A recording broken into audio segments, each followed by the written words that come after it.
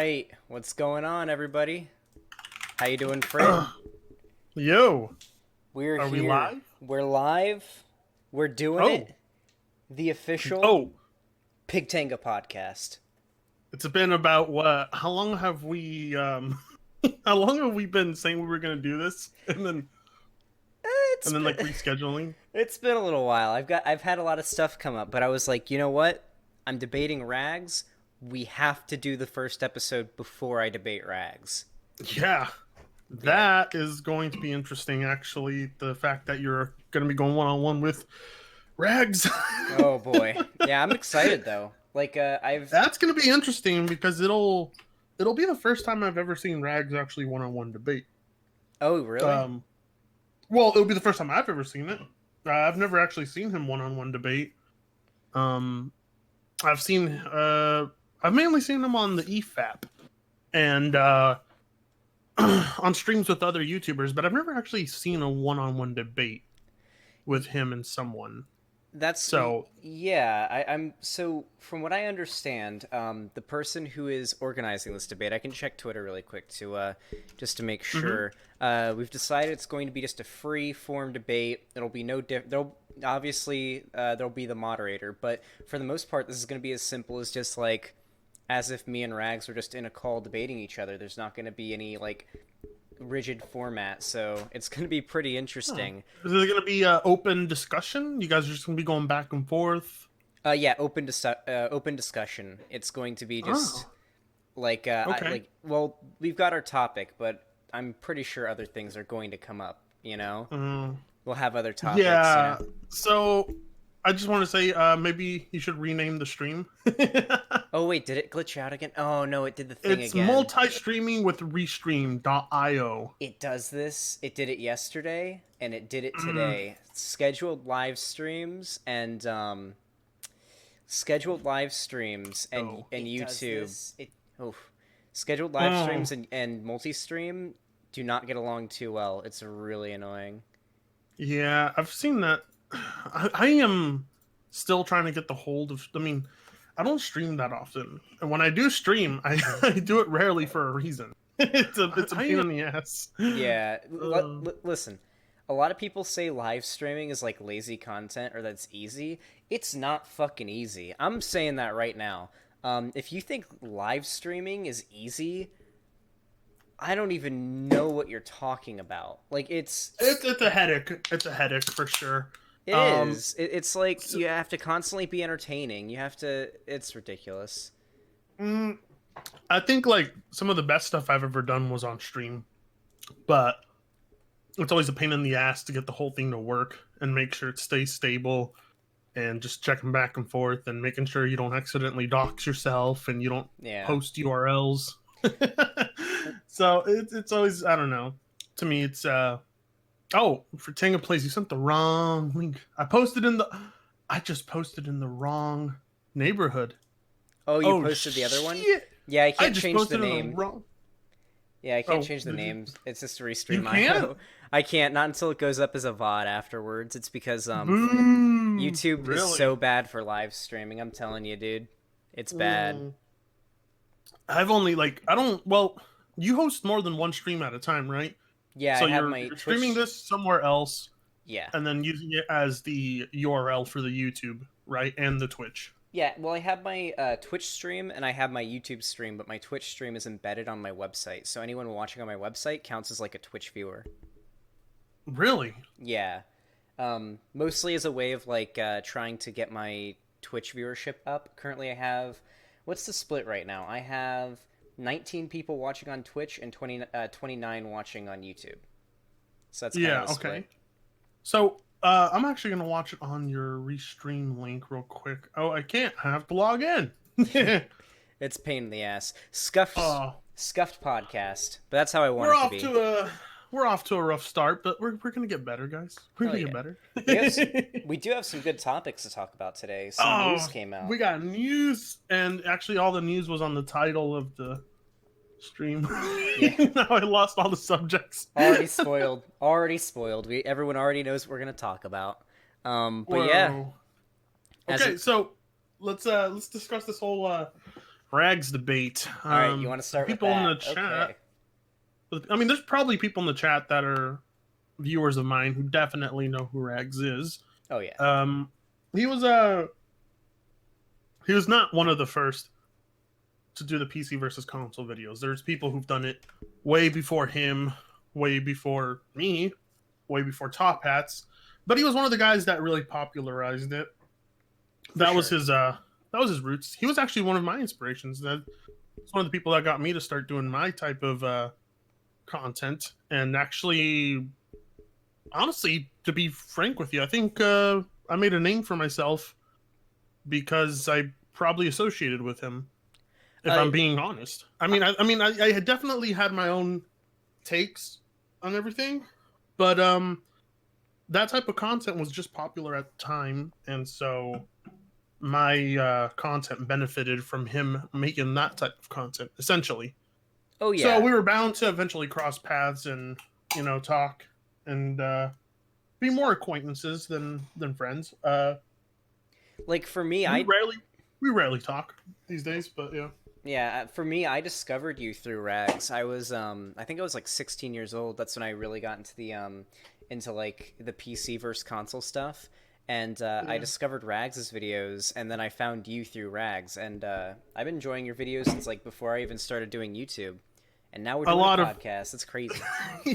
The funny thing is, the only reason I ever wanted to start a YouTube channel was so that I could make a name for myself, so that I could become friends with these other YouTubers. That was the whole reason I wanted to do it. And now I'm friends with all the YouTubers I wanted to be friends with, But now it's kind of like, oh, well, that goal's done. Like, I never made the goal of reaching 100,000. I never made the goal of being like a million sub channel. My whole goal was just to be friends with the YouTubers I liked. Yeah. That was it. Honestly, that's something that's crazy for me. So it used to be when I was like absolutely just a nobody, like 100 sub Andy. I would watch like a new YouTuber, and that would just be it. I'd like, oh man, I really love this content. This is great.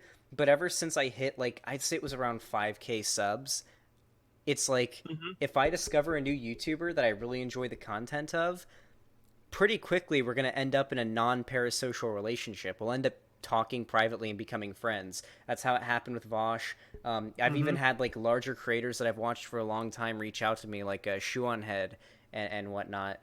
That's insane. That's insane that you got like the attention of ContraPoints and Shoe on Head and all those big Breadtubers. I'm dipping my toes into the realm of Breadtube. This is it. This is my official Breadtube debut. Hell yeah, dude. Oh yeah. I try to keep the political stuff off my channel because my audience is very like, how can I put it? Very anti SJW. So when you got an audience that's very anti SJW, they kind of expect your politics to be the same. But a lot of people kind of were surprised that I didn't think like them. Like they were surprised that my political views weren't like theirs, that I had my own, that I wasn't just part of this whole like, oh, we can all nod and agree SJWs are the problem. But I mean, me and you're going to talk about Wokescolding in a bit, right? Oh yeah.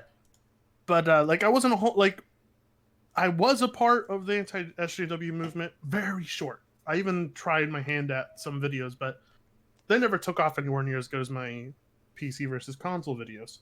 Yeah, that's what surprised me with Rags. Like he got more popular after his anti-SJW stuff, right?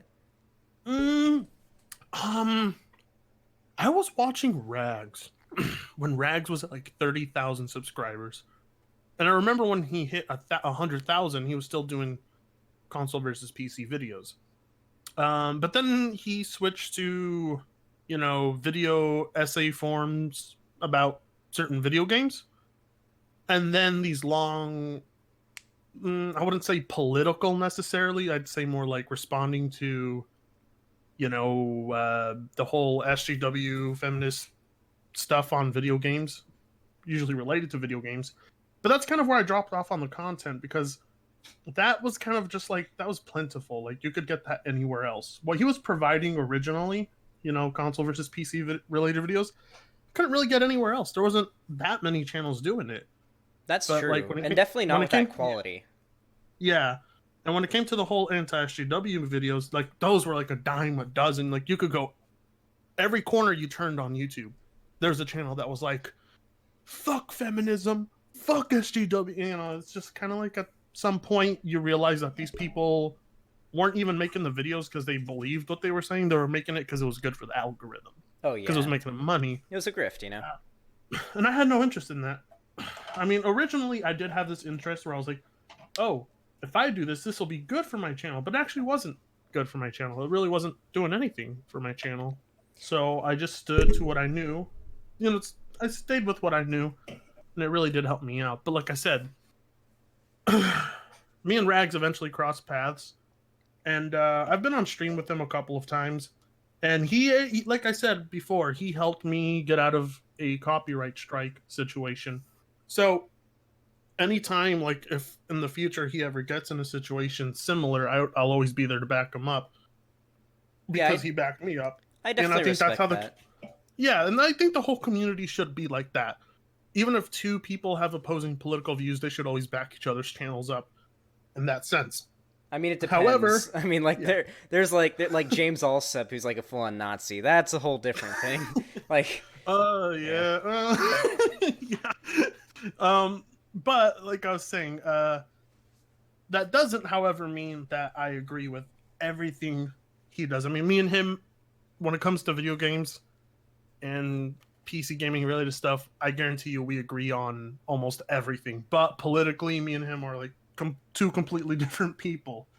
And that's why when people became fans of mine and they started following me on Twitter, they were shocked to see that I was like this pro Bernie guy, pro leftist person. They were like, "No, you're supposed to be anti-SJW, like Rags." yeah. Like I'm not Rags, you know. It's I've like, gotten I've gotten into arguments with your fans on Twitter before. Like I'll comment, or you'll retweet something that's like leftist or breadtubey on Twitter, mm-hmm. and someone like will say something really dumb beneath your post, and I'll get into an argument with them. I'm just like, God damn! Thank God I didn't like. Thank God most of my community isn't gamers. Because it does seem like the average base political views of gamers are somewhere are kind of right leaning, like right leaning centrist, I would say. um, right leaning. Well, okay, so here's the thing about my audience is I've slowly been turning them to the Breadtube side bit by bit. You know, I've been kind of, you know, filtering out the ones that were actual like far right maniacs, Yeah. lunatics who were following me over the years, who were like, "Fred, I can't do this. I have to unfollow you. I'm sorry, but your political ideologies are stupid. I'll always love your content, but I just can't follow you on YouTube. You're stupid." I'm just like, bye. It's like, okay, have a good one. Like So go ahead. I can understand the whole separating the art from the artist thing, like being like, "Oh, I can't your political views, I can't watch your content anymore after that." But over something like that, I don't know. I feel like you have to be pretty far right for you to find out your favorite YouTuber is a leftist, and for that to be something that sets you off. You know? Well, here's what I don't seem to understand. You know, this group always seems to believe that they can't stand leftists because leftists are intolerant of other political ideologies and beliefs, right? Mm-hmm. But in turn, they they seem to be even more intolerant towards leftist, you know, ideologies or beliefs or any kind of theory involving leftism. Yeah, I mean, They don't take too kind to it. they really don't. I would even go as far as to say they get triggered. Um, Oh yeah, but yeah. You have no idea how many of my fans, how many of my fans have unfollowed me on Twitter because they just can't stand me retweeting Bernie Sanders or Ocasio Cortez. And I'm like, and some of these people were patrons of mine, and like one of my Patreon privileges is that I follow you back on Twitter, and a lot of these guys are just retweeting Trump stuff or PragerU stuff. oh And I'm god. like, Wait, it's like, did you hear about what happened with the PragerU YouTube lawsuit? no, did they lose? They lost hard. So I watched a video on it today, the summary of the entire lawsuit. So basically, for Uh-huh. those of you guys that don't know, PragerU was claiming that YouTube age restricting some of their content, mind you, some of this content being about whether or not like being gay is okay, things like that. Like YouTube age Hmm. restricted it, and PragerU thought this, I guess, well, they know it's not, but they were pretending like they thought this was an infringement of their freedom of speech.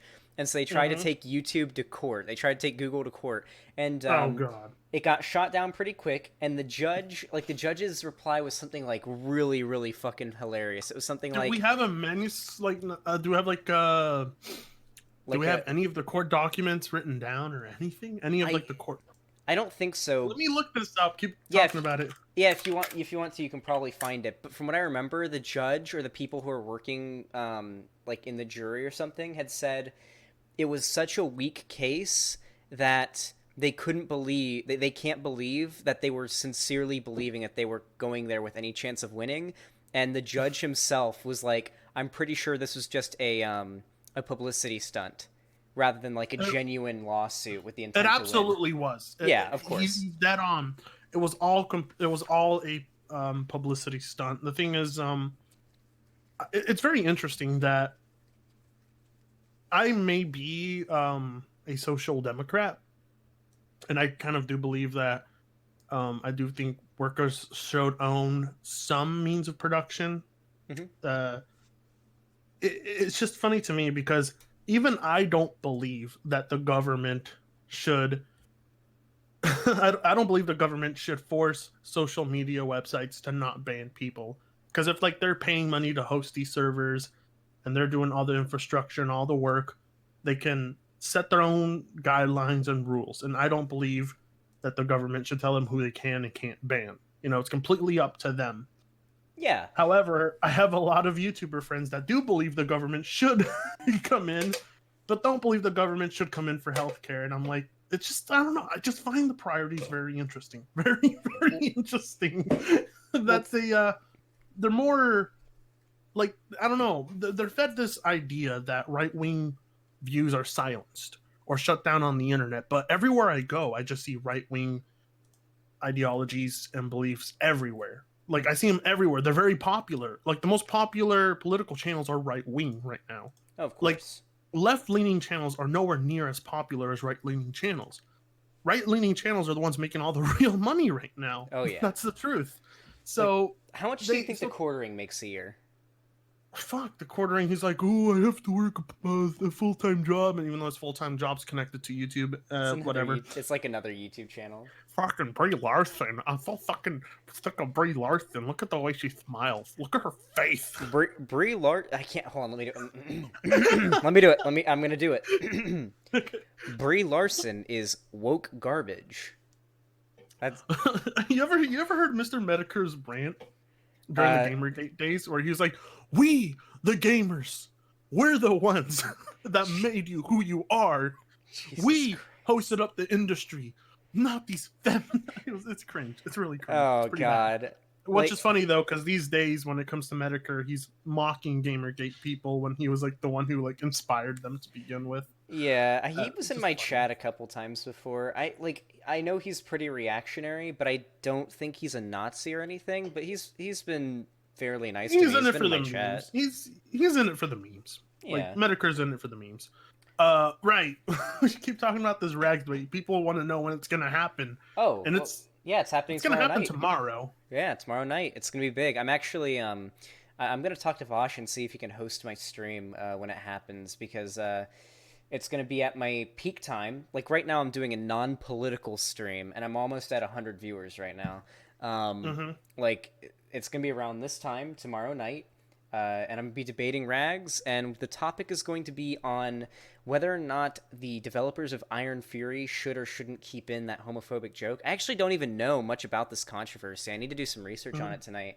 From my understanding, it's like Iron Fury is a game that's supposed to emulate the pixelated first-person shooter style of Doom and Quake from like the 90s, and they Hmm. had like a like there was something written on like a bathroom stall, I think, or something like that. It was like a homophobic joke, and people got mad and were pressuring the game developers to get rid of it. Is that a correct understanding of the situation? I don't know much about it. I haven't looked into that situation specifically. Um, but is that what happened? Um, I think that's the case. I really don't know. Hold on. What I'm seeing right now is Steam review bomb stops game from cutting homophobic content. Okay, so what I'm seeing here is that yeah. Okay. So basically, so what happened was there was a bunch of people who got mad about the homophobic shit in the game, and Mm-hmm. then a bunch of gamer bros, it seems, got really pissed off whenever they announced that they were removing it, and so they Steam review bombed the game and to like Mm-hmm. give it negative reviews, and that made the game devs decide, you know what, never mind, we're not going to remove it in the after all. Whew, that's spicy. Wait, they decided not to remove it because of wait what?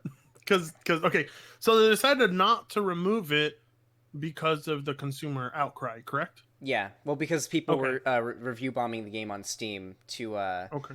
to be like, "Hey, don't Okay. remove the homophobic joke." Okay.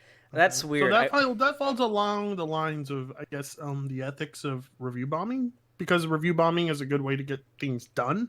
But what was written on the stall in the game? Was it intentionally homophobic as a message, or was it written as like a joke against homosexuals? Here, I'll read it really quick. It's been a whirlwind. Okay. It's been a whirlwind month for old school shooter Iron Fury. First, the Void Point developed 3D Realms published game made headlines after players discovered that the creators made offensive comments against trans people, social justice warriors, and feminism in general. Okay, so they're chuds, nice.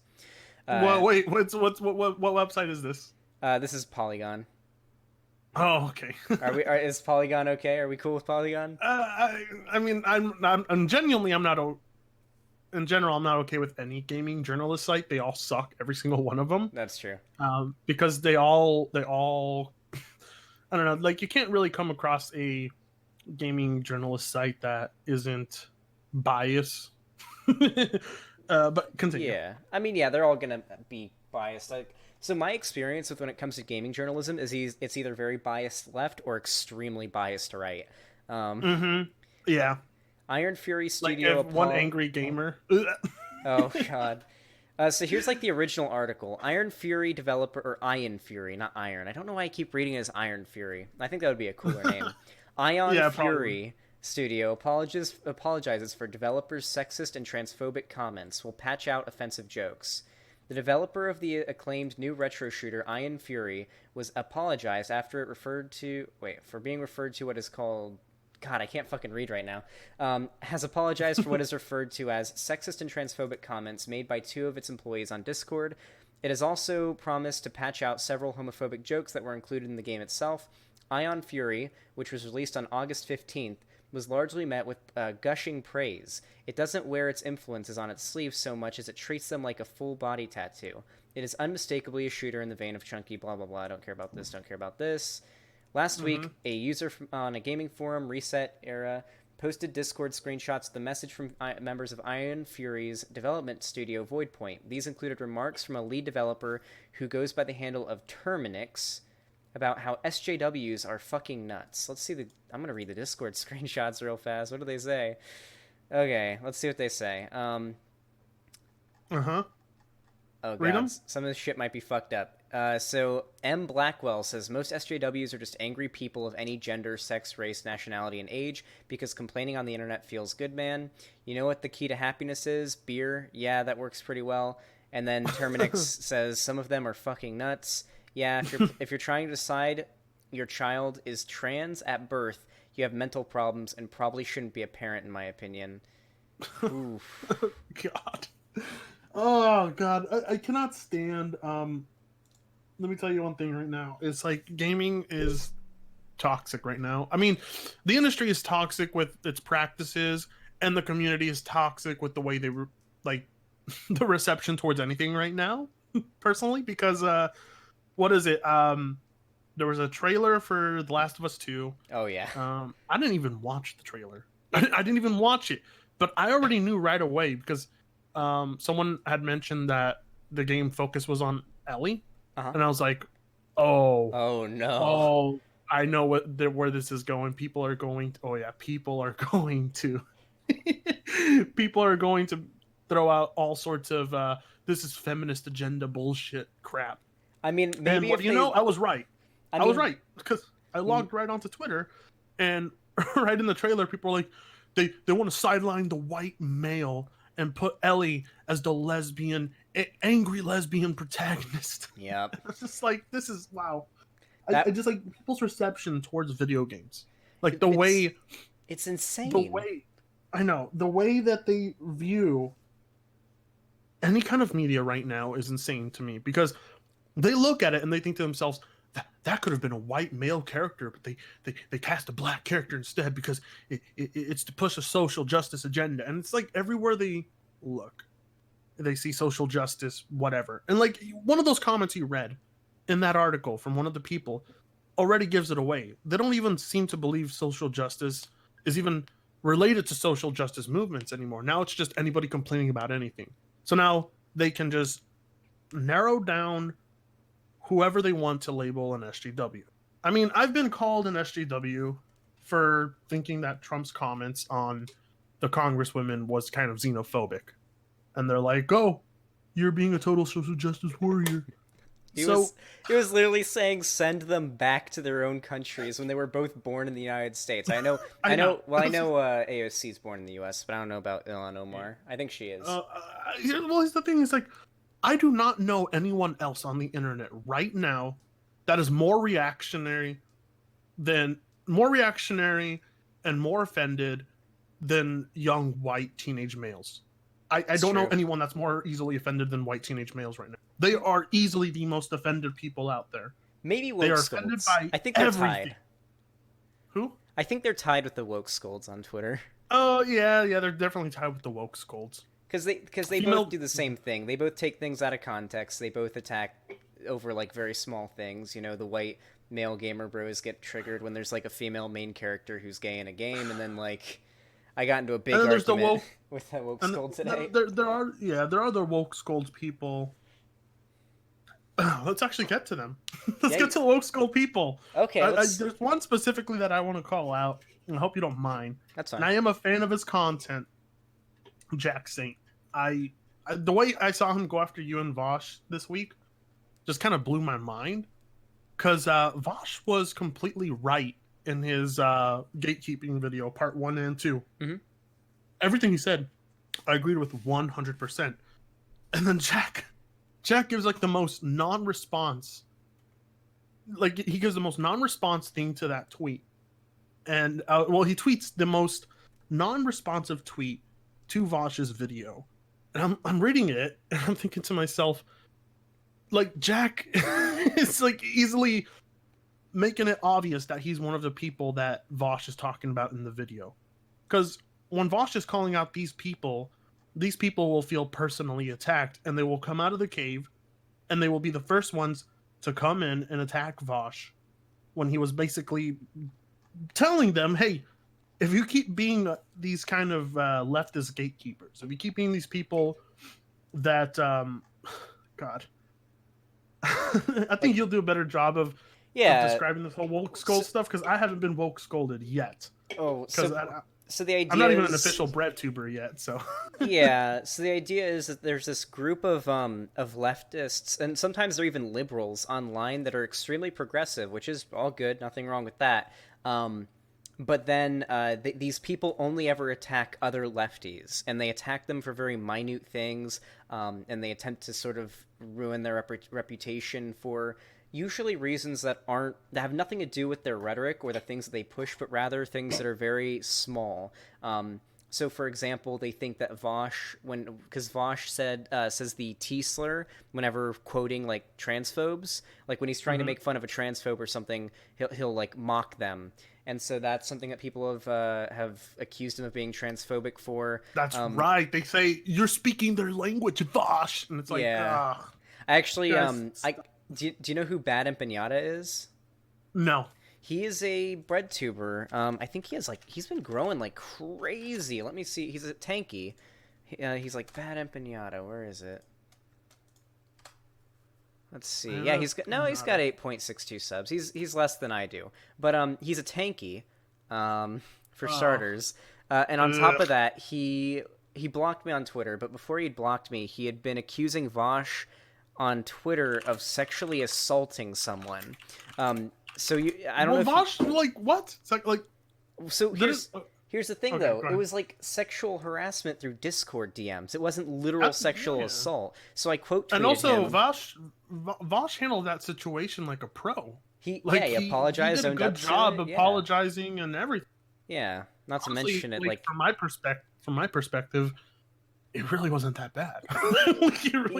I read the logs and I was like, okay, unless more shit happened like outside the scenes here, this is like really creepy and does deserve an apology, and it's good that he owns up to this, but this isn't like nearly as bad as something like the Pro Jared thing was or anything like that. I was surprised. Pro Jared cleared up his name pretty well, though. Yeah, he did, yeah. But continue. But I responded to Bad Empanada. I quote tweeted him and I said, "You heard it here first, guys. Vosh has sexually assaulted someone. This is a clear example of a personal bias making someone act in very bad faith towards another creator. This is a serious false accusation to make towards someone, and this is disappointing." So then I posted the definition of sexual assault below. Sexual assault is an act in which when a person intentionally sexually touches another person without that person's consent, or attempts to physically force that person to engage in sexual acts against their will. Obviously not sexual assault. It was sexual harassment, if anything, and Bad Empanada calling it sexual assault is clear that he was acting in bad faith, and then he blocked me. Really? Yeah, he blocked me immediately. Oh my god. Okay. Let's get things. Let's be honest here. The Wokescold people are more problematic than the neo-Nazis right now, in my opinion. Because... No. Wait, this is really important. This is really important. Okay.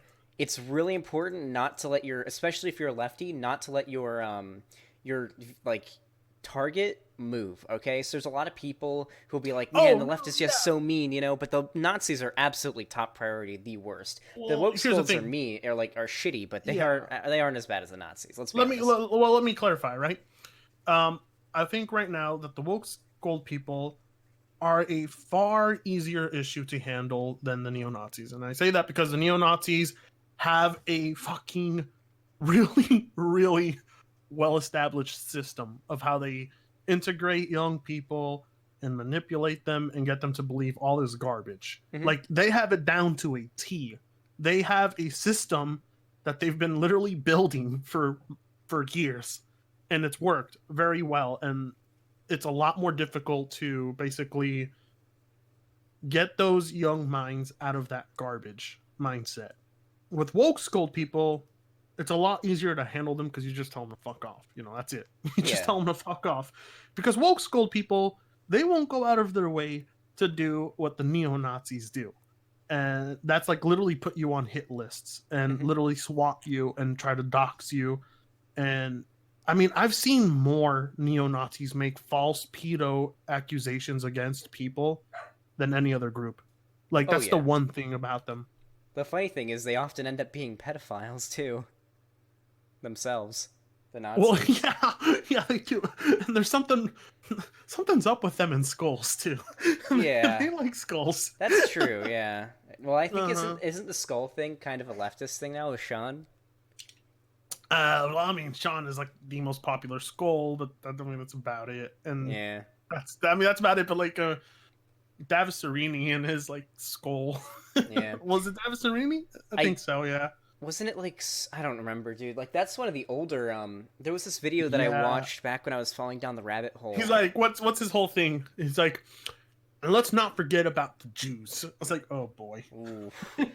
Like the freaking N words. I'm like, oh boy. Oh wait, was he the dude that was like in the call with there was like, I remember there was this clip of Andy Worski and some dude who were in a call and they're watching this video of like this young black kid and Andy Worski and him just start calling this kid the N word, saying like, there's black people and then there's N-words and this kid right here is an N. Like, Jesus Christ. That was one of my first hints that Andy Worski might be a Nazi. Andy Worski has always been a bit... Oh, yeah. There's a reason why he's called Andy Race Worski now. Racist, but then he really went down the race realism route. And the problem with a lot of people always tell me, "Oh, race realism is a perfectly okay discussion to have." But the problem is when it comes to race realism, the whole point of race realism is to get people down a basically a very light racist ideology. Like they like to bring you down to this area where like, oh no, but we're discussing everything on a scientific and a biological perspective and yada yada, right? Mm-hmm. But the whole point of that is to eventually get people to start saying things like rich blacks commit more crimes than rich whites. Or then poor whites, and then from there you start going down to, well, you know, there are good black people, but the bad black people, they're N-words. And then before you know it, that's where you're at. And that's what happened to Andy Worski.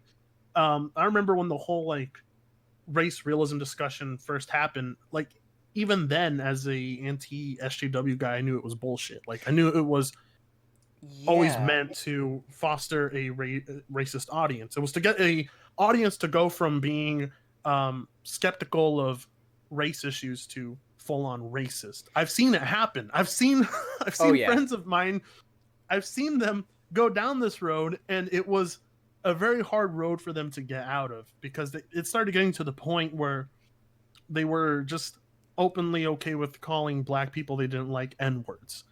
And you know, I was called a wetbag. And I'm not even Mexican, I'm Hispanic. I'm an American, but whatever.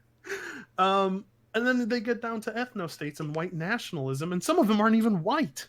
Some of them were like, well, I just think it'd be better if the country was run by white people. I'm like, okay, but you're not white. Yeah, but that's okay. I'm okay with going back if it helps the United States. I'm like, that's some cuck shit too. I'm like, you're cucking yourself from your own country. That's cuck, dude. Like that's what you got to call out. Like that's another thing. The Wokescolds get mad when you use the conservatives' language, but it's effective if you can like prove to like a alt-writer's audience that the alt-writer that they follow is a total cuck. They're gonna stop following that alt-writer because they're gonna lose respect for them. Like that's so much more effective than just normal debate. I don't know, like I don't know, but also that mentality as well is actually very interesting. Where they'll be like, "Yeah, I'll totally leave as long as it means America gets to be better." And then also, Candace Owens is like one of those types of people. Like she's never said something like that, but like Candace Owens is like, she doesn't realize that all these like nationalistic people are just using her. Oh, she knows. I think she knows. I mean, well, like she's in it for the money. To be fair, did you see that clip of her? Did you see that clip of her saying Hitler wasn't that bad? Or I think it was she's like stupid. Like Candace Owens is genuinely stupid. She's not smart. Like she is not smart. Like okay, no, she's smart. I think she's completely aware. I watched a video of her getting blown out like on stage at this fucking what was it called? Someone sent it to me in chat. But she was getting like completely roasted up there on stage, and she was like fuming. Somebody in chat? I know Stacy Solano was there. I forget, like, it was this very popular, I forget but it was insane. Like, she knows what she's doing, and she got called out for it, and she was fuming. Like, you know the face that, like, an angry mom makes when she's about to when she's about to backhand you? That's the face she was making the whole time. What, she got owned? Like completely destroyed. It was like a 10-minute long. Like if you're someone who hates Candace Owens and you want to see her get destroyed, like you could probably jack off to that video and nut continuously for 10 minutes straight watching it. It's actually glorious. Don't talk like that. The Wokescolds will tell you, "Oh, what? Now you're gonna masturbate to a woman's misery? How dare you? How dare you? And a black woman? How dare you, pig?" You're not wrong. We didn't have to say it. I mean, good lord. They actually would do that. They literally would, even if the person is a complete piece of shit. That's the weird thing. The Wokescolds don't attack Nazis, do they? I've never seen them attack a Nazi. The Wokescolds are more interested in presenting themselves as how can I put it? They want to seem like they have a moral high ground. They're like, look how much more progressive I am. Look how much more, social, like how much more socially active I am than you are. They're more interested in this dick measuring contest of who can be the most woke, who can be the most progressive, and the most quote unquote open minded, to the point that they start cannibalizing themselves. They start eating themselves. They do. And you watch from a distance and you think to yourself, you're never going to popularize left-wing beliefs and left-wing activism this way. Like, people are like, how can I put it, right? I So mean, well, it's like, I think Wosley did. Sorry, I just want to finish this point. huh? I think Wosley did an excellent video, and in one of those, this one video titled "What Happened to Me," right? But in the video, he's talking about how neo-Nazis essentially come in and how they get these little kids to start believing white nationalism and the Jewish question and shit. It starts with like this kid basically stating his opinion that he doesn't care if a character is white, black, female, or male. He just wants a good game. And the Wokescolds will come after that kid and tell him he's racist, he's wrong, and he'll ask them, well, why am I racist? And then they'll tell him, it's not my job to lecture you, Oh, right? yeah. And then the neo-Nazis will come in, they're like, oh man, you're just stating your opinion. And they called you racist. They do that to us all the time.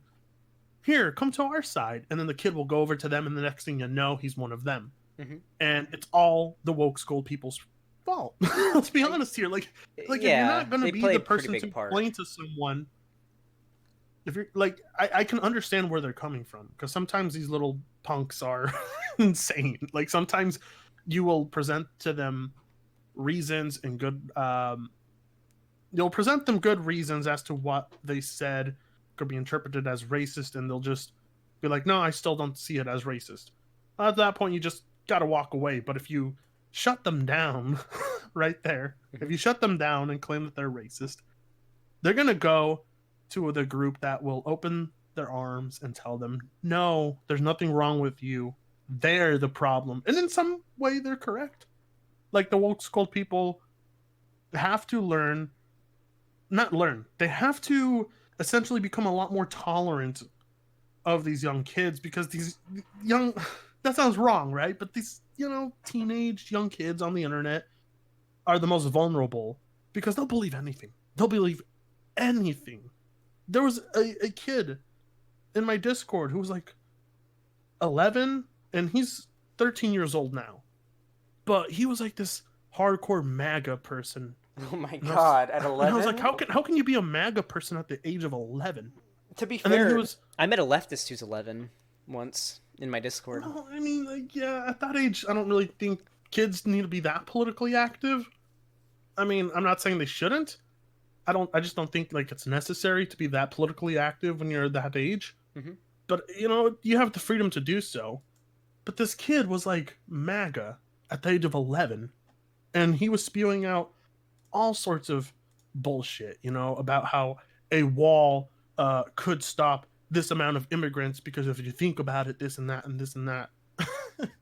By the time he reached the age of 13, he had started believing in the JQ, and it's just like this pit hole that they just keep going down and down and down. And it's because the people that they confront who don't agree with them are usually Wokescolds, people who will be more interested in showing how morally superior they are than the kid who's possibly racist, by pointing out how racist the kid is. Yeah. Like, I can understand doing that to, like, adults like Stefan Molyneux, but when you're doing it to a kid, you're only going to make the kid seem like he's correct because you're getting angry at him. Well, I mean, from my perspective, the kid wouldn't be correct no matter what, but the internet is stupid. Like, we can both agree that the internet is stupid. Well, one thing that I noticed is that when I was sort of falling down the rabbit hole, and when I was sort of going down this path, a lot of the examples I would see of, like, your crazy SJWs that kind of cemented this straw man in my head were people who acted like this. Like, acted like they were, like the Wokescolds do. And I see it, and I'm just like, please, listen to me. Especially if they're, like, part of a minority group that the conservatives want gone, or, like, they're not, or, like, Nazis want them gone, stuff. Like, if it's a trans person who's being a Wokescold, I'm like, please stop. Like, the way that, like, Vosh, for example, spreads rhetoric is so much more effective than anything any other person that you follow is going to do. Probably even more effective to bring people in than ContraPoints. I mean, I imagine you would, like, start you'd probably start with like Vosh, and then you would get to ContraPoints. But like, it's sad because these people are trying to advocate for their existence, and then they're kind of trying to excise them out of the leftist community, and it's so unfortunate, especially when they do it to me. It's like, please, I'm trying to help you, you know? Mm-hmm. Yeah. I like so the thing is, I can understand where some Wokescold people come from. Because I've dealt with these little punks that, you try explaining to them the why a white ethno-state makes no fucking sense. And they fire back with like the most racist shit ever. And like you just like you get fed up with it and you just tell them to fuck off, they're racist.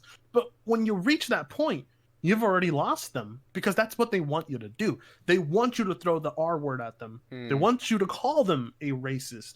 They want to get you to that point by, making subtle points that can't really be called racist, but you can tell it's on the edge of being racist and not racist. Do you know what I mean? Mm-hmm. Like they'll be like, well, on average, blacks commit more crime.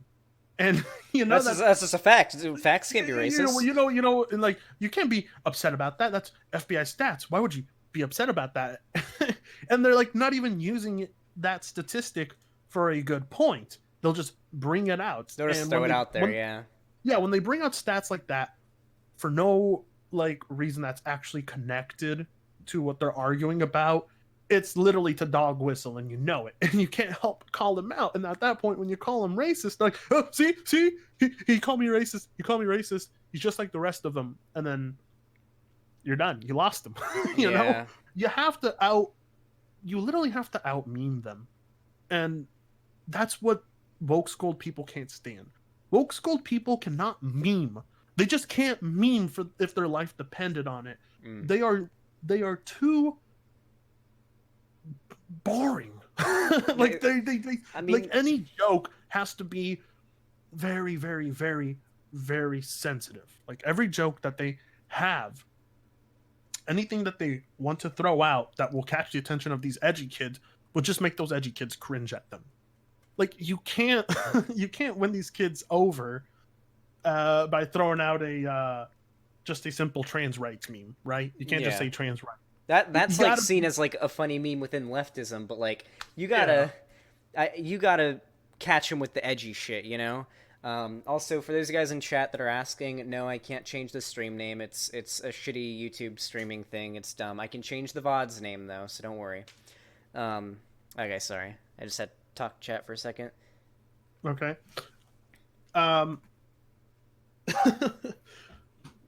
Yeah, I mean, like, yeah. So I just can't stand.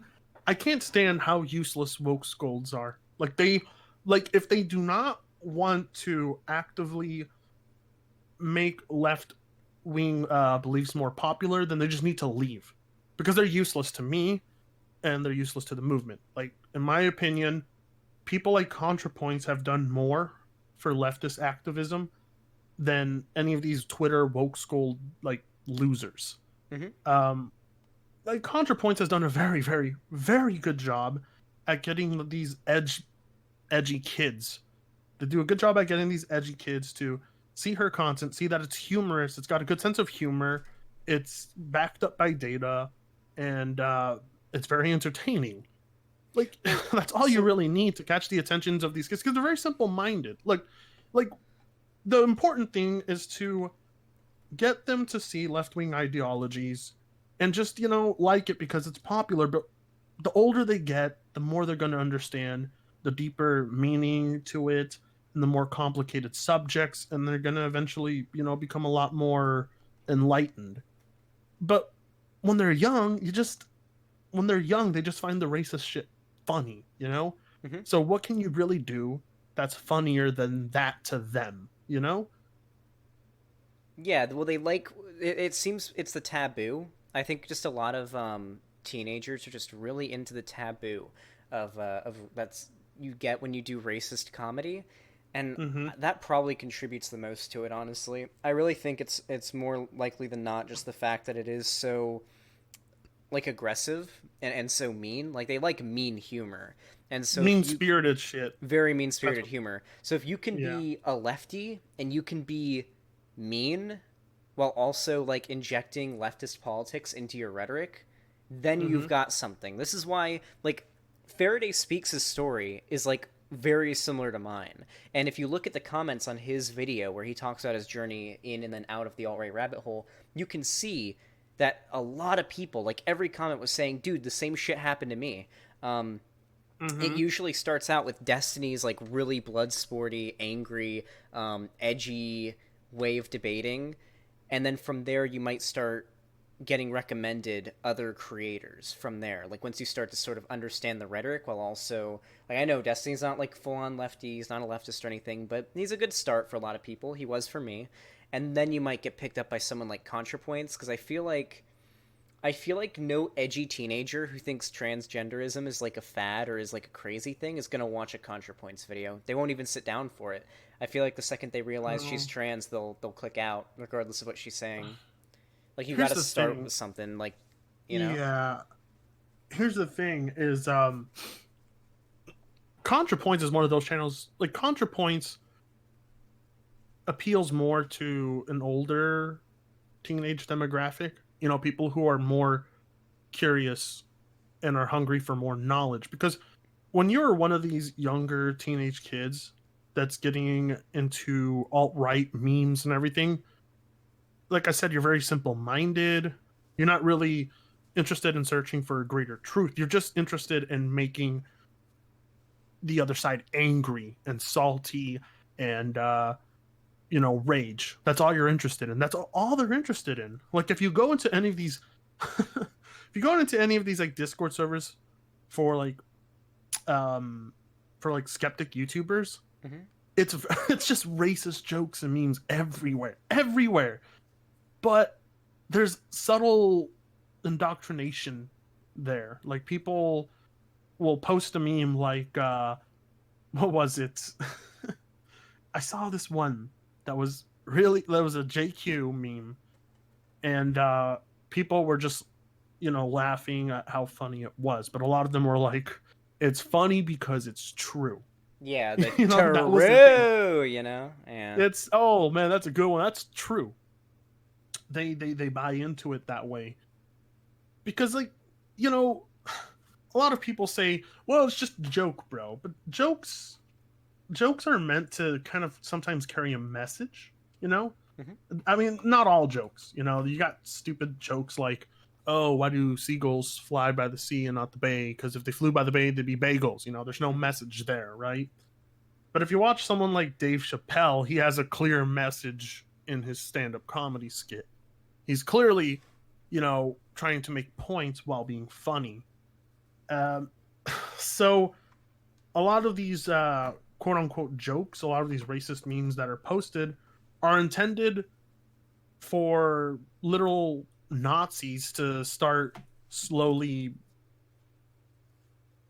basically making statements about how they feel about other races and how they feel about the white race. Because it's a scapegoat, Hmm. because if people come to them saying, "Hey, you're being racist," they're like, "What? I was just posting a meme, bro. That's all the point Yeah, that was. It was just a joke. using edgy You're looking humor you're is looking like, too deep yeah. into it. You're looking too deep into it, bro. Calm down." And it's clever when you think about it. That's why their system is a lot more impressive than the left system, which isn't designed to indoctrinate. And I think that's the left's problem. They're not literally building the system to actually indoctrinate left wing beliefs or ideologies. Meanwhile, the far right and the Nazis, they actually are. Like they have something that's very well structured. And I That's think Vosh made a true. good point on that. I Like they're organized. They're actually organized. I like when they try to say that the left can't meme and that the right has always been like the kings of comedy and that you should be able to joke like true comedy means you can joke about literally anything and then they'll like point to someone like George Carlin, one of the best comedians ever, and they'll say if George Carlin was alive right now, he'd be a huge Trump supporter and he'd be dunking on these SJWs 24/7. I actually saw a clip of George Carlin from like a little over a decade ago where he's Yeah. talking about this one comedian that he makes like a lot of racist jokes and shit on stage. And he says, if I were him, though, I'd be pretty careful because to me, comedy has always been about punching up. And this new type of comedy that's started seems to be a lot about punching down on people who are lower than you. And for me, it's Mm-hmm. always been about punching up, you know? Why make fun of somebody who's poorer than you, who has it worse in life than you, when you can make fun of somebody and joke about somebody who was born with a better life than you can ever dream of having? And he goes on with like something that most Yeah. anti-SJW people would call SJW, and it's like, how can you really think that George Carlin would be on your side, you know? Oh God, it's like Sargon with Orwell all over again. Like, what I hate about the anti-SJWs and stuff, they'll take something like George Orwell's novels, and Mm-hmm. then they'll be like, "This was talking about, this was talking about how social justice warriors are one day going to rise up and destroy us." It's like, you guys don't understand Orwell. Like when Trump's like, not Trump, when Sargon's like, feminism is Orwell's nightmare come to life. I'm like, you've never read Orwell. Like, None of them have. how can anyone interpret Orwell's like writing for that? Like that wasn't Yeah, um Orwell's literally a socialist, wasn't he? A socialist? um From what I've heard, he was I like wouldn't I very wouldn't, I wouldn't call him a pro-socialism. socialist. Hold on, let me He look it definitely up. wasn't communist. I don't, I really don't know. From my I think he was understanding, more, he was a socialist, huh? better known as a novelist and essayist. His work is characterized by lucid prose, aware of social injustice, opposition to totalitarianism, and outspoken support for democratic socialism. Dem soc. You mean people? Do you mean people? What do people to say dem soc? It's actually soc dem. I think they're two different things, actually. I think social democrat and democratic socialism are two different things. I'm pretty Well, sure. it depends. Like when Bernie Sanders is talking about democratic socialism, he's actually describing social democracy. Um, Yeah, hold on. Difference between social democrat and democratic socialist. The difference between the two is that social democrats support practical reforms to capitalism as an end in itself, whereas democratic socialists ultimately want to go beyond social democratic reforms and advocate systemic transformation of the economy from capitalism to socialism. So yeah, Soc Dems are reformist, and Dem Socs are not revolutionaries, but they want a larger change. They don't want to just reform capitalism. huh. So he That's was interesting. he was a he was more of a not so much a reformist, more of a completely get rid of capitalism and have a new system. So yeah, definitely Huh. not. He definitely wasn't like a reactionary who thought feminism was going to cause. So was he like pro? Was he like he was a post-capitalist kind of guy? I think so. Yeah, he was against Okay. capitalism. Clearly, it seems Okay. he was very vehement. Very vehement. Isn't it amazing how a lot of these very respected minds of their time that are still praised to this day, like none of like skeptic YouTube will ever mention that a lot of them were socialist, anti-capitalist. Like none of them like ever mention that. Like you won't hear a single politician ever bring up the fact that MLK was socialist. Oh You know, no, they'll you won't say he's ever a hear them bring Republican that though. up. Because wasn't he like a Republican? I know he was a Republican, but I'm pretty sure he No, was. no. Martin Luther King wanted a Medicare. He wanted to raise the minimum wage. He wanted to. Yeah, no, he wanted a free education system. Uh, he was actually a true social. He was a Christian. Yeah. Oh wait, Maybe never. that's why people mistaken him for Republican. That's But I true. mean, Oh wait, never mind. like It was he was a before. hardcore Christian, but he was a socialist. He was actually a hardcore socialist. Um, Oh, never mind. I just read it. Turns that he wasn't. He was a Republican, but that was before like Republicans and Democrats kind of did the flip. You know. yeah, yeah, yeah, but no. A lot of his political views in the modern day era right now would be seen as socialist, even though I mean these are actually centrist beliefs in most of the developed world. Just in America are they seen as socialist because Yeah. America's stupid. Even Jesus was kind of a communist. Oh God. Anyway, so I don't know. I think I've kind of like raged a bit on the Wokescolds because I just can't stand them. Like I can't stand them. I think they're doing a lot more harm to the left than they actually realize. They may think that they're good for the left, but They really do honestly, cause a lot of harm. I think it's just ego. What it is a lot of these Wokescold Maybe. people are so egotistical. I, They f- literally. I feel Go like ahead. it's more of a contest to see, because, like, I feel like. So, Vosh has said this several times. There's no social capital to be gained in leftist spaces by going after reactionaries, but if you can prove that you're more progressive or more woke than another leftist, than another progressive, that's saying something. And that's why they usually don't ever, like, you never see them going after Nazis on Twitter or anything. They only ever talk about, like, me or Vosh or ContraPoints or so, any edgy breadtuber. Some of them just hate Hmm. breadtube in general. Like, I've genuinely run into Wokescolds who just say Hmm. all of Breadtube needs to go. It doesn't matter how progressive you are. We don't want more people getting into leftism because that means bad That's actors will get okay. into it. That's their main goal. They That's want to I gatekeep hate it. that. I hate that. I hate that they want to keep like leftism has become like left wing channels are becoming increasingly popular now. Yeah, Um, it's an uphill it's be, fight, but we're getting there. it's becoming a yeah. I saw the shift happening in late 2017. I saw the shift happening. I've seen a lot of channels that like well, I wouldn't say Creationist Cat was really ever anti SJW, but he's remained the same. But I've seen channels like Wosley make the shift, Layman make the shift, Quentin Reviews make the shift. Uh, I've seen all these channels making a drastic shift to what we would consider left wing, and they took a lot of shit for it. Cult of Dusty, oh my god, Oh yeah, that's we true. will have him on as a guest. He will probably be one of our first guests, maybe. Yeah. Maybe, yeah, I Uh, could probably reach out to him. Me and him, he's oh, I followed me on have Twitter for access a to while. him. I can ask him. Okay. Uh, and like he took a lot of a lot of shit when he made that jump. Like he made that whole, I'm done with this anti-SJW rhetoric. It's actually harmful kind of stuff. Yeah, his video talking about how SJW or anti SJWs are the new SJWs. I found that video after sort of getting pulled out of the alt right rabbit hole by Destiny, Mm-hmm. and that's what made me realize. Like, not only were the comments on Destiny's videos what made me realize, like, huh, but then going on and seeing like a compilation of the hypocrisy of people like Sargon and whatnot, I was like, Mm-hmm. holy shit, it's even worse than I realized. And that's when I like went into apolitical mode. Like I shut out every overtly political creator I knew of. I didn't even watch Destiny. I didn't watch any of the reactionary YouTubers. I was like, I'm just gonna be apolitical. I'm gonna be a centrist, and that's it. And that's kind of Oh, where.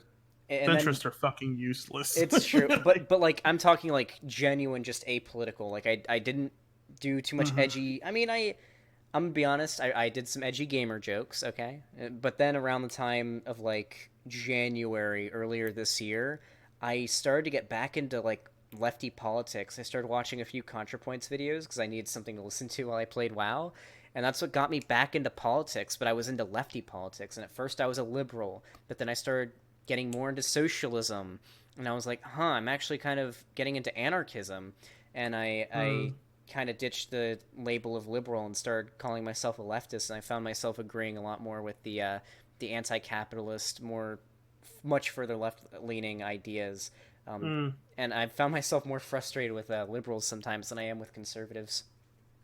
I never realized how stupid liberals were until like I learned more about the political sphere and like how I mean I when I mean, look at Dave Rubin, I think that's like the probably like the pinnacle of does Dave? stupid liberal. I don't Like think Dave Rubin even claims to be a liberal anymore. I think he's come he out full on as conservative. has he? I That's think so, interesting. yeah. His grift for You a long know, time was being like, I'm the liberal who saw the light and left the left and came to the right, and that was like his grift. let me correct that. I saw cash signs. Oh yeah, of course. And you know I what? can be a conservative ex-liberal gay guy, and that was his grift, yeah. And you know who are the real ones out there? You know when the true, actual, the people who actually stick by what they believe are the ones that stopped before they went too far and knew that it would cost them a lot of viewership, a lot of money, a lot of subscribers, but they don't care. They decided to not go down that road. Like I said, Cult of Dusty. Like, I have the utmost respect for him because when he did that, it really hit him hard. Yeah. Like, he lost a lot of support, a lot of money. And when I look at Waz Lee, he lost a lot of support, but you have, when you stick by, when you actually care about the truth, the greater truth anyway, and not just spreading all this bullshit about like how social justice warriors are going to take over the world, whatever. I think that's where the respect came in for me, because at the time, if you were left wing on YouTube, you were going to get shit on. Like, right now, you can make a left wing channel and you will have a decently large, viewership that will hate you, but you'll also appeal to a part of the internet that will like you. Yeah. But like, there was a time when there was no audience for that shit, though. Dude, no, I remember that. None. Yeah, zero. Like, if you tried jumping on that, you were gonna get shit on. Dude, I remember when the biggest like lefty on YouTube was Christy Winters. Like, she was the go-to like lefty YouTuber. Imagine. That's how different things are now from then. We took a while, but lefties have finally caught up, and we're starting to establish a base online. Well, leftism, I should say, is starting to establish a base in mainstream online discourse. And I think it's got a future. The problem is we're like, the best example I can give is it would be like a virus, okay? Let's say we're trying to cure a virus, and conservatism is a virus. So if you have a city, a perfectly healthy city, and you introduce a virus into it, mind you, like the example is like the virus is conservatism, the healthy city are like a bunch of straight white gamer bros that are in their teens, and it spreads, the virus spreads, it turns them all conservative, but now we're like the vaccine or the cure or whatever, and we have to cure these people almost. That would be like a good example. It's going to be slower. We don't have like a completely open apolitical patch of people to sort of like, I could straight up say indoctrinate, but to educate, we have to like get them out of this like brainwashed far right mindset that they're already in, and that makes it way harder. Yeah. It's very difficult, but like I gotta say, like I was saying, there are people, very, very few of them, who were doing leftist content during the height of Gamergate, height of anti-SJW, anti-feminist movement.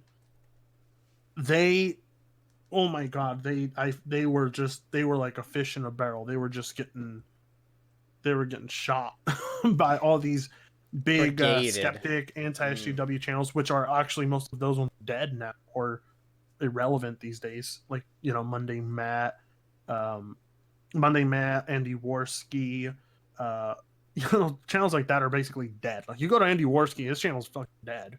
Yeah. I mean, I could make a video now. I've been gone for, and I'll get viewership than Andy Warski. Yeah. Alpha Omega Sin, like someone here in the chat, Alpha Omega Sin used to have the worst anti-SJW rant videos. Like, the guy couldn't read for shit. Like, you could tell, like, Alpha Omega Sin always came off across as the type of guy that probably didn't really actually give a shit about the stuff he was reading. He just put on like this performance of being angry, kind of like The Quartering, where he pretends to be angry about something and not even read it properly, because he knows that if he just is angry at this one thing, people will like him and people will like his stuff. Like, there's like this article that said that they didn't like that Mario was wearing a poncho, and then Alpha Omega Sin's like, all these journalists, they're ranting about how Mario is racist. I'm like, can you fucking read? Can you read? Like, what was the actual article? If you read it, was it something like, I don't know, it just kind of seems weird because he's Italian? Like, what was the actual article? Let me bring it up. Because they always overreact. That's one thing I've noticed. Reactionaries will always overreact. I actually watched. Here's what it. Okay. Super Mario Odyssey. Mario's Mexican outfit is a tired stereotype, and I agree, because it's funny because ponchos aren't even Mexican. Ponchos are they're Guatemalan. Oh yeah. They're not Mexican. That's so actually...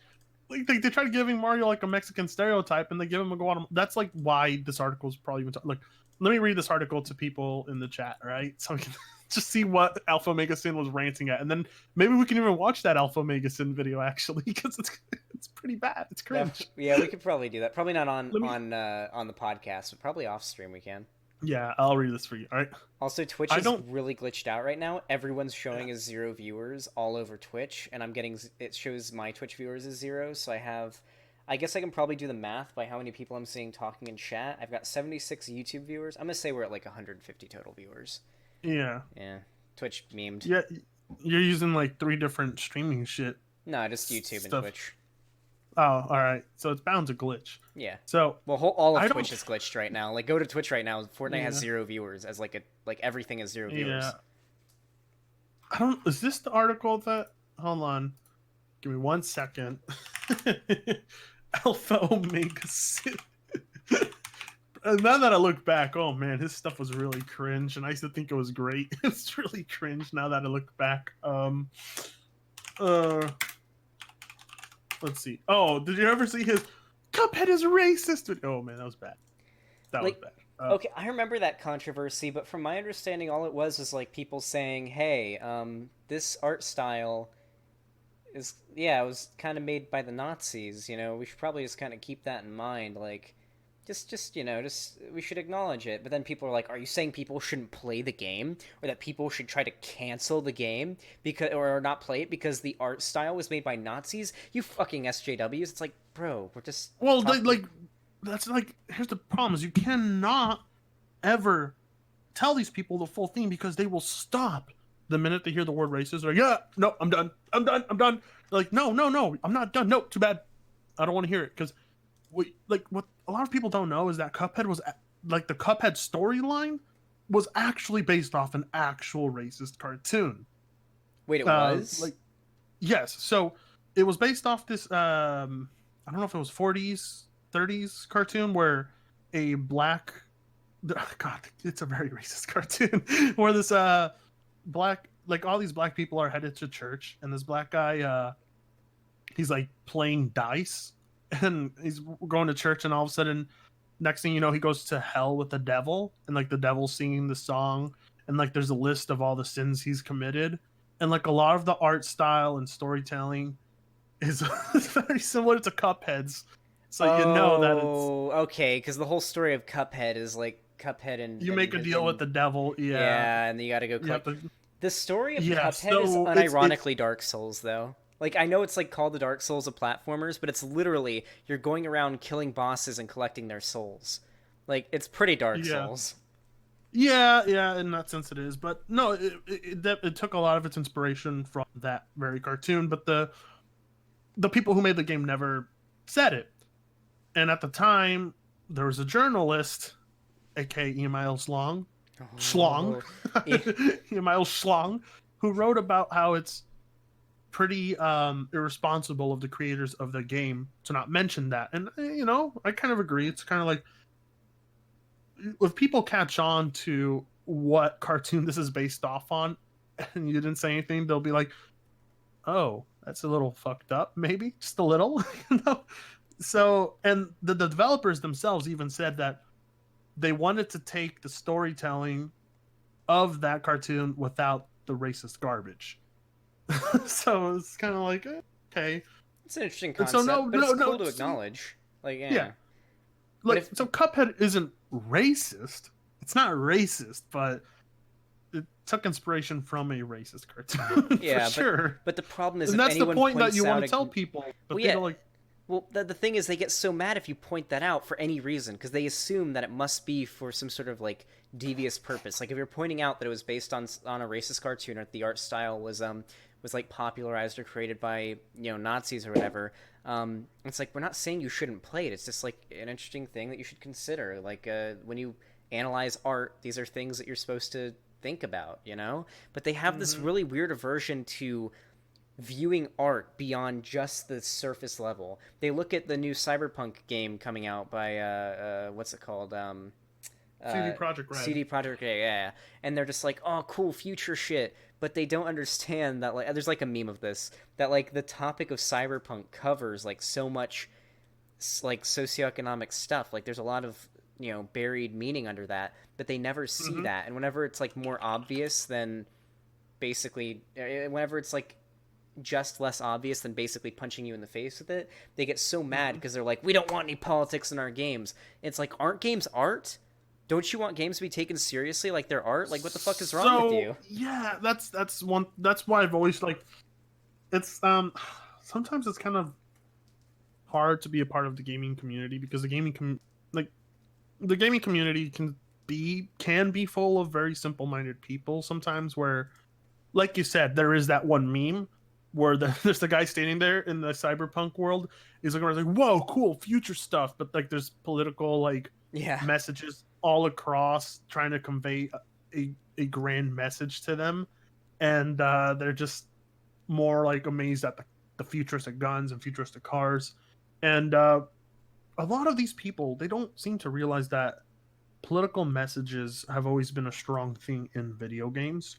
Like, if you ever played Fallout 1 or 2 on the PC, like, that is, like, wow, really strong political messages. Or Fallout New Vegas itself had a lot of very strong political messages. But people don't have a problem with politics in their games. They only have a problem with a specific type of politics in their games. And they won't ever confess to that. They will never admit that. They'll always say, well, I just don't like politics in my game. No. You just don't like a certain politics in your game. Like, just say it. Just say you don't like certain politics in your game. So something I found is when someone says I don't want to talk about politics or I don't want politics in my game, it means politics they disagree with. Because politics are only politics until you disagree with it. Yeah. Oh, yeah. I mean, I guarantee you a lot of these people probably, like, if I don't want to say like a KKK game, but like if a very pro right-wing narrative video game came out, they probably wouldn't take a single issue with it. They probably wouldn't be screaming at the top of their lungs, I don't want politics in my games. They would not have that attitude. I guarantee you. Guarantee you. What would happen is like people would be like, what the fuck? There's a game where you can play as like a KKK guy, and people would make articles about it, and then they would start saying, the left is so triggered over this game. And that's... Yeah. Pretty good. Pretty good. That would be what would happen. Speaking of triggered gamers on the internet, I think it's time we talk about the grand news. My specialty here. Red Dead Redemption 2 announced for PC, coming out on November 5th, 2019. Yeah, boy. December for Steam. I'm really glad that they kept that 1 month long stretch between the Epic Game Store and the Steam version. Like, they knew, like, something tells me, like, when Take-Two was making this exclusivity deal with Epic Games, they probably did it, like, a year ago. Or, I mean, like, months ago, and then they saw how bad the Epic Game Store was and, like, the outrage, and they're like, oh, hey, guys, can we just shorten that to, like, 1 month? Yeah, like, didn't, like, Borderlands 3 get review bombed for being on the Epic Games Store? Lots of games get review bombed for being exclusively on the Epic Games Store. Yeah, how have the console peasants been reacting to the news? Oh god, I have some screenshots to read. Oh fuck yeah, dude. So that's my specialty, the console peasants. By the way, socially inept Spider-Man, console gaming sucks. Listen, console gaming sucks. I've wanted to have, like, I remember when Vosh was streaming and like he ranted about how frame rate is just a capitalist bullshit thing, like PC, like graphics cards don't matter. I was like, I want to debate Bosch on this so bad. He got a 2080. He got a 2080 Ti. He's changed his mind on that. Yeah, he's changed his mind on PC gaming quite a bit. But I wanted, like, I so bad. I tried baiting him into a debate. Like, I was gonna frame it as a political debate, and then like he checked out my channel. He was like, "No, you're a leftist." I'm like, fucking hell. Yeah, I remember that. I was like, "Yo, debate PigTanga plays is in chat right now." I remember that. I wanted to debate him on frame rate and just kind of like crush him, but oh well. Yeah, I think like the one guy to crush Vosh didn't have. Well, no, I think Vosh. I wouldn't say it was a debate, but he definitely didn't have the upper hand in the veganism debate. I think like he was humble about that one. He was. I mean, yeah. Well, there's no objective way to debate veganism. I feel like because it's such a preference thing. Like at the end of the day. Like my argument. Well, no, I mean, like I think we can all admit all of us can admit that veganism is the way to go. We just don't want to. That's it. I'm just waiting for that lab-grown meat. Listen, I love steak too much, and I understand I'm morally inconsistent because I get angry whenever I see people being enslaved in like other countries, or when I find out like a dog got hit by a car, I get sad, but I'm still willing to chow down on a steak. But listen, steak's really fucking good, okay? Like, come on. Come on. Amazing. It's amazing. Can I get some amazing in chat? Oh, God. Amazing. Anyway, there's Phalis. He's a friend of mine. I'll admit veganism is the way to go when weight and debt. I think a lot of our health problems are going to come in the future from just basically not being a vegan. Wait, Frit, do you want to attack some console peasant quotes here? Because I got socially inept Spider-Man saying some console peasant shit in my chat. Hold on, let me I want to take a shot at this. You do this. Let me read it. Okay, this is my expertise here. This is your thing. Okay. Socially inept Spider-Man. I have nothing against PC. I just hate the superiority complex PC gamers have. Consoles are just as good and have absolutely amazing games. Listen, socially inept Spider-Man. Just stop, okay? So I'm gonna spank you, but I'm gonna spank you because I love you, and I just want to, reality check here, okay? No, consoles are not just as good as PCs. I mean, it depends on the PC. Like, sure, maybe a $300 PC is just as good as a console, even though there's more you can do to squeeze more out of that PC than the console. But no, consoles are not just as good as PCs. PCs provide a lot more than a console ever could, and even at the same price point. Now, if you want to say that consoles have absolutely amazing games, I'm not going to say that they don't. I agree with you. Consoles have really good games if you're into third-person action-adventure games, but the PC offers a lot more genres, a lot more games, and a lot more support for those games, whether that's through modding or being able to just adjust the graphical settings or playing it on like 3 fucking monitors with multiple input devices. It's not even close. It's not close. Like, consoles really are very limited. Yeah. On their own, consoles are a decent entry point into getting into gaming, but PC gaming is the way to go. This debate's over. We're done. Paradise Archer, you don't need $1,000 to afford a good gaming PC. What is it, like a PS4 is like $350? You can pay that much and like get yourself a pretty damn good computer that'll probably outplay a PS4 at least. And that's not saying much, but I mean, still. My main argument whenever I get into like an argument with a console peasant, I have a few ways that I attack it from. Whoa, hold on, wait. Maybe you shouldn't be so classist about it. It's obvious you have more money. It's not even about money. Like, you can build yourself a damn good rig for about $500. Okay? You can build yourself a damn good rig for about $500. I have no money and no job, then gaming isn't really a concern of yours. I think if you have no money and no job, food should be a bigger concern. Yeah, probably. But I'm just want to let people know that it's not even a classist thing. Look, my PC wasn't paid for because I have more money. This thing's on credit. When I built it, I put it on credit. So, like, that's for us adults, but you can save up and you can build yourself a damn good rig. A lot of people are able to drop money on a brand new console every generation. I think people can save up and build themselves a good fucking PC. Oh, yeah. When I ask PC elitists, they say get a $9,000 to $1,000 PC. Well, if you can afford it, PC yeah, elitist. Go for it. God damn it. Like, okay, I always ask people what an elitist is. My chat are normies to this shit, Frit. Okay, I'll get. Let me explain this really quick in my way, because they'll listen to me here. Listen. Okay. So PC is objectively better than console. Let me explain. Oh, yeah. So, most consoles, when we talk about consoles, you're usually talking about the current generation, your PS4, your Xbox One, maybe even the Switch.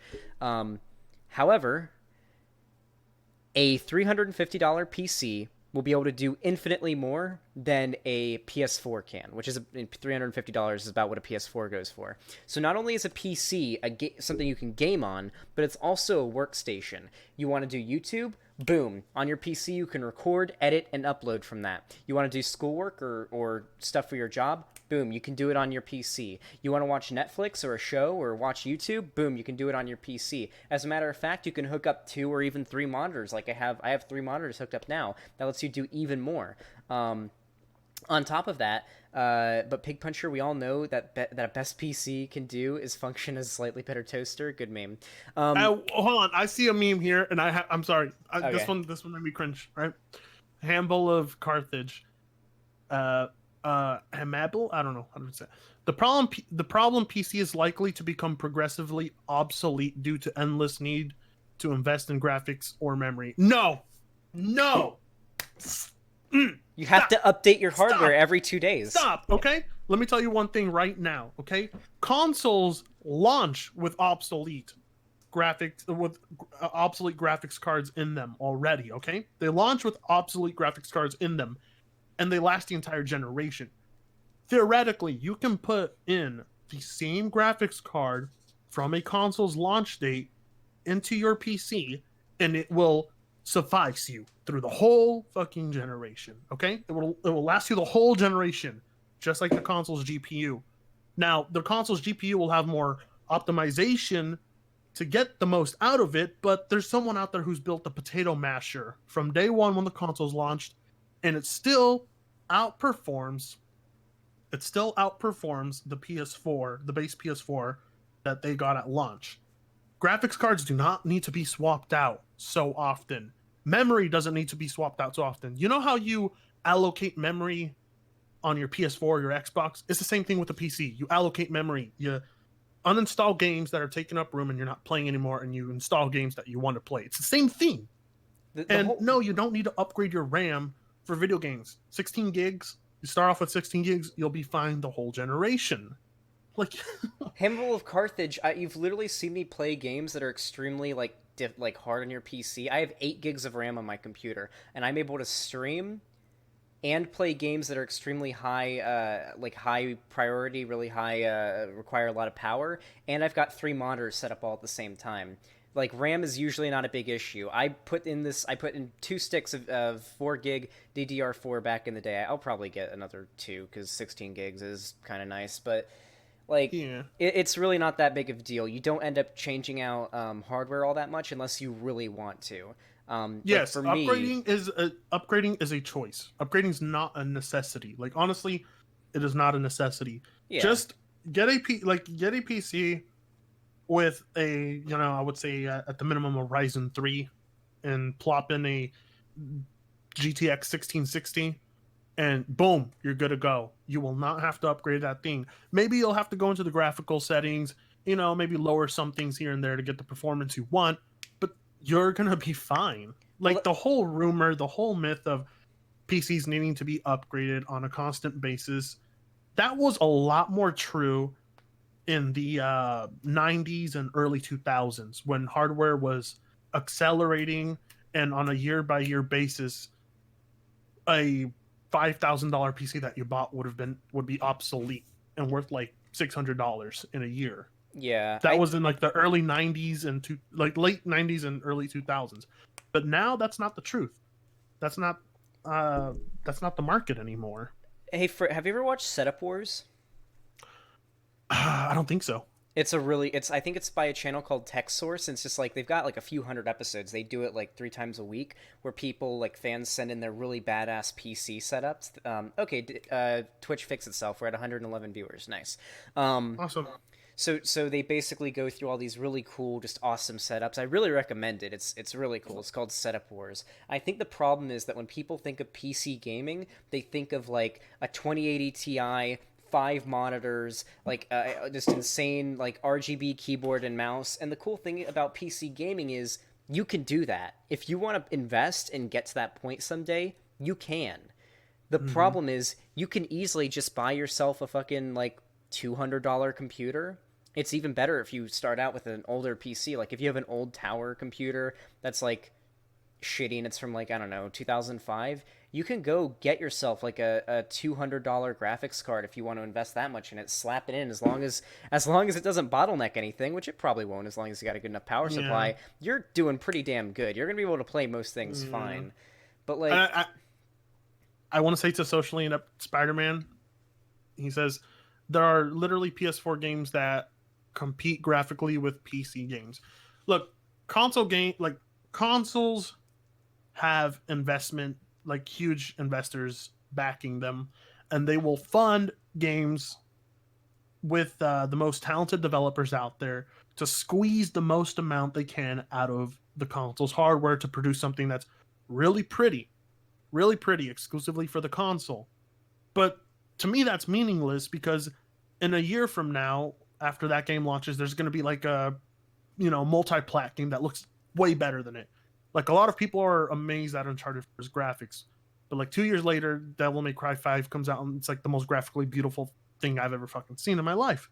And it's like also not to mention that while graphically they look nice, they will only run as good as developers allow them to run.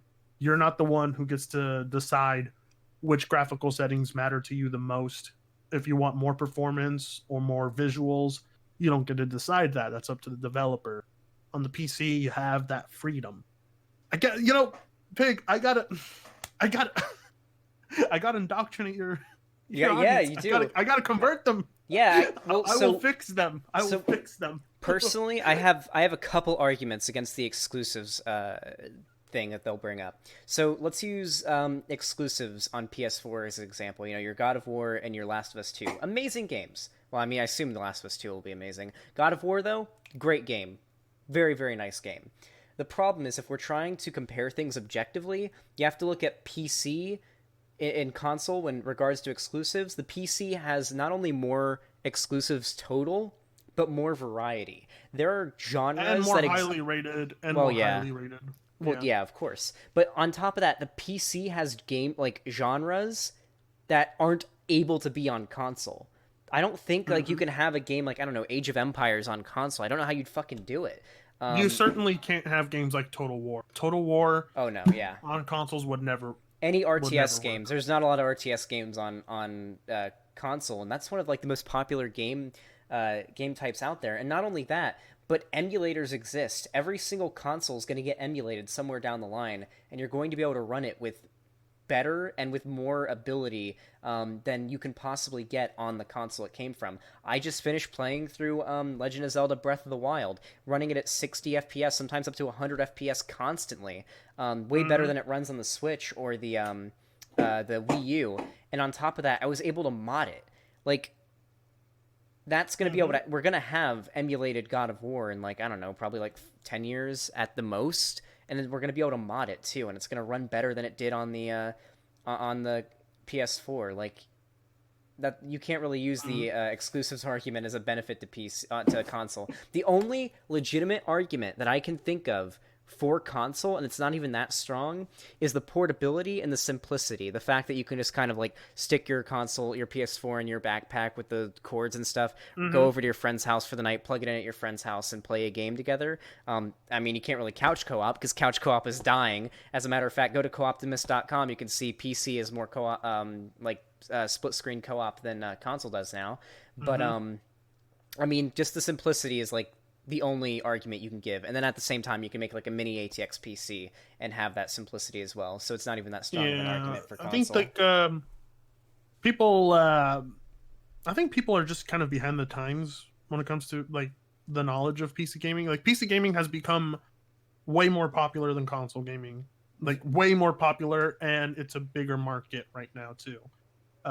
Like all the consoles combined together barely surpass the PC market on their own individually. The PS4, the Xbox, and the Switch, they're like, they're dwarfed. They're dwarfed by it. Yeah, they're dwarfed by the PC gaming market, which is way bigger, much more profitable at the moment. Well, I mean, there's a reason why all the streamers play on PC. I mean, like, well, yeah, the most popular games on Twitch are PC exclusives for the most part, like League of Legends and World of Warcraft. Yeah, WoW has been kicking ass on Twitch ever since Classic came out too. Yeah, I've invested so much into like so much time. Yeah, dude, same. Dude, I'm so fucking hyped for Hytale. That's the game I'm looking forward to. Hytale. Yeah, it's made by the Hypixel team who made the Hypixel server.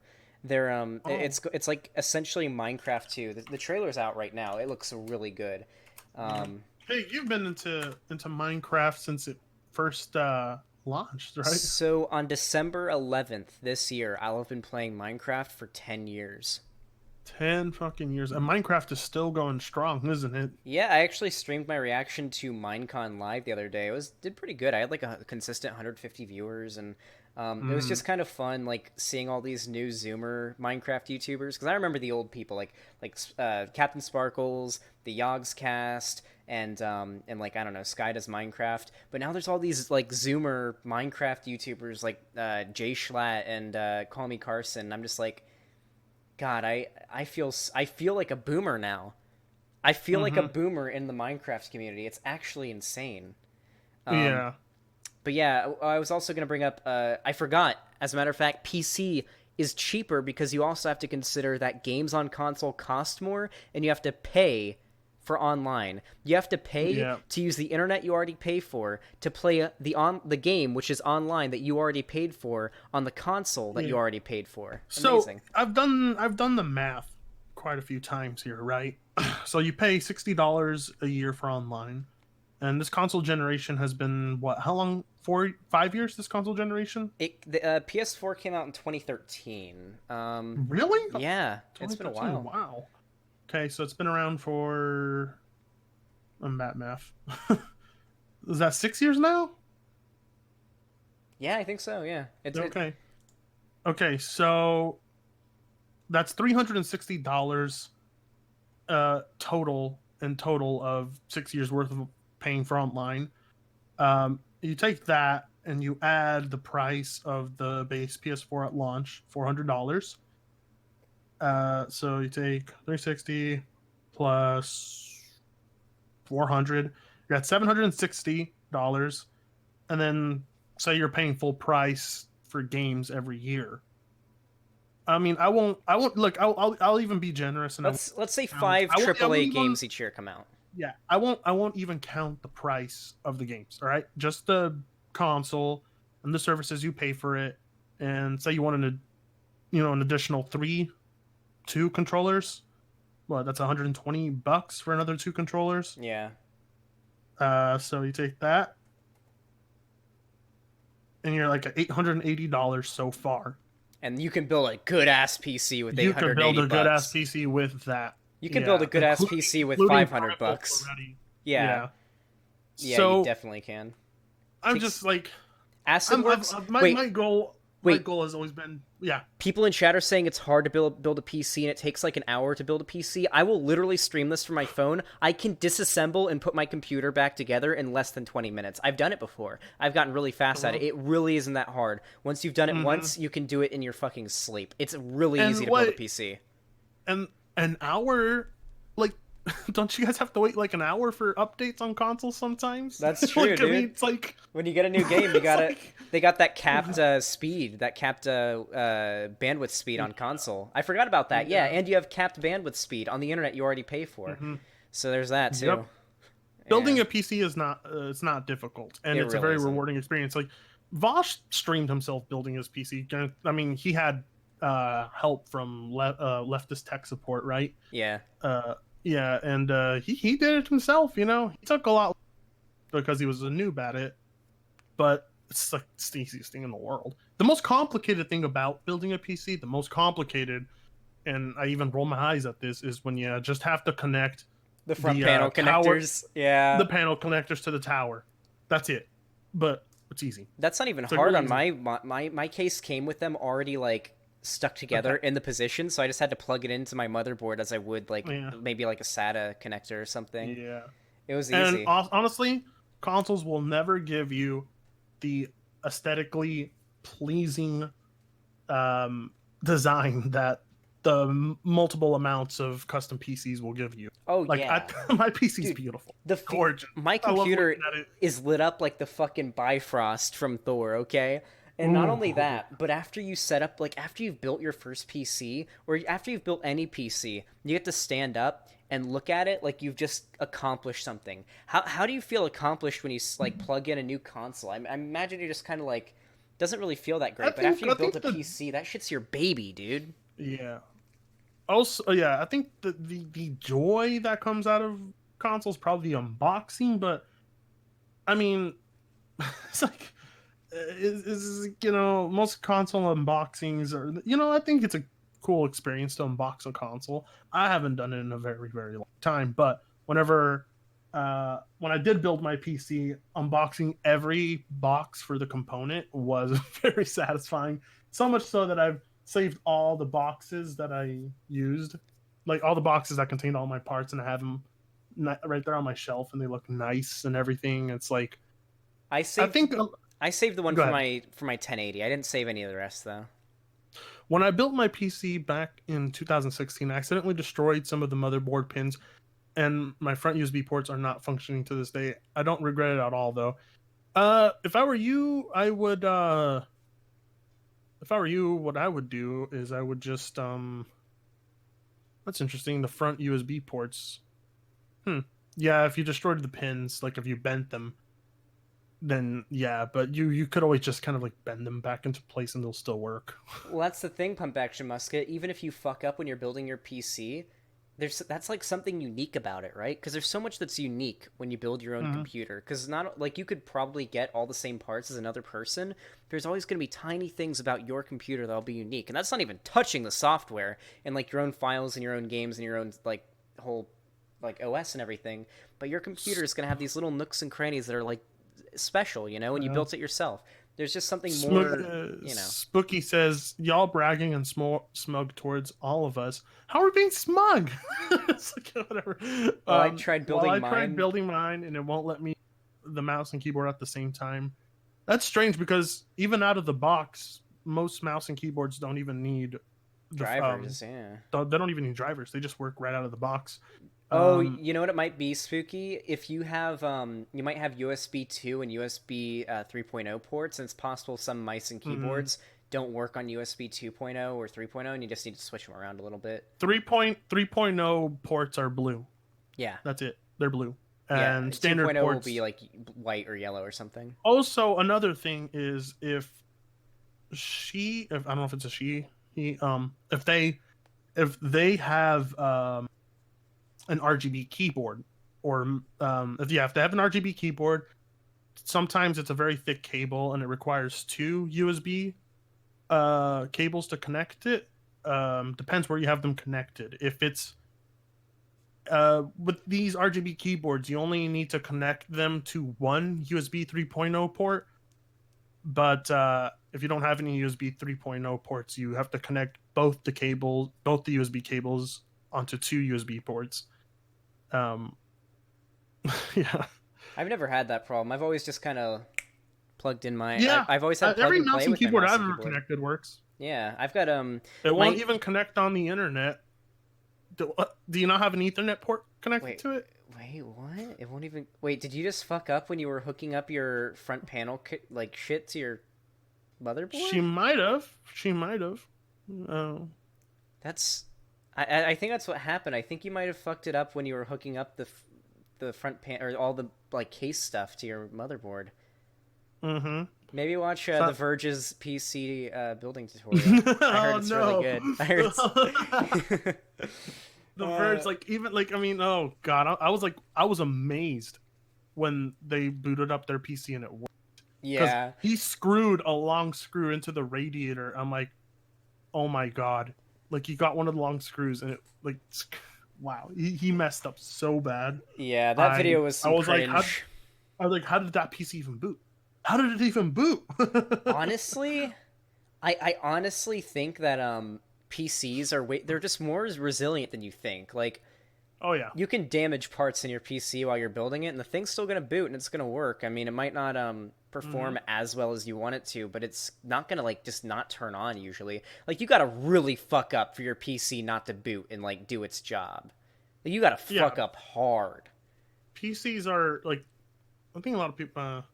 think a lot of people don't realize that PCs, yeah, like you said, PCs are very resilient. The motherboard itself, a lot of people are like very delicate and fragile with it, but they can take quite a beating. Like they can take being bent pretty well and everything. The one thing that's very fragile is the processor. Yeah, the You always CPU want to be careful with the pins.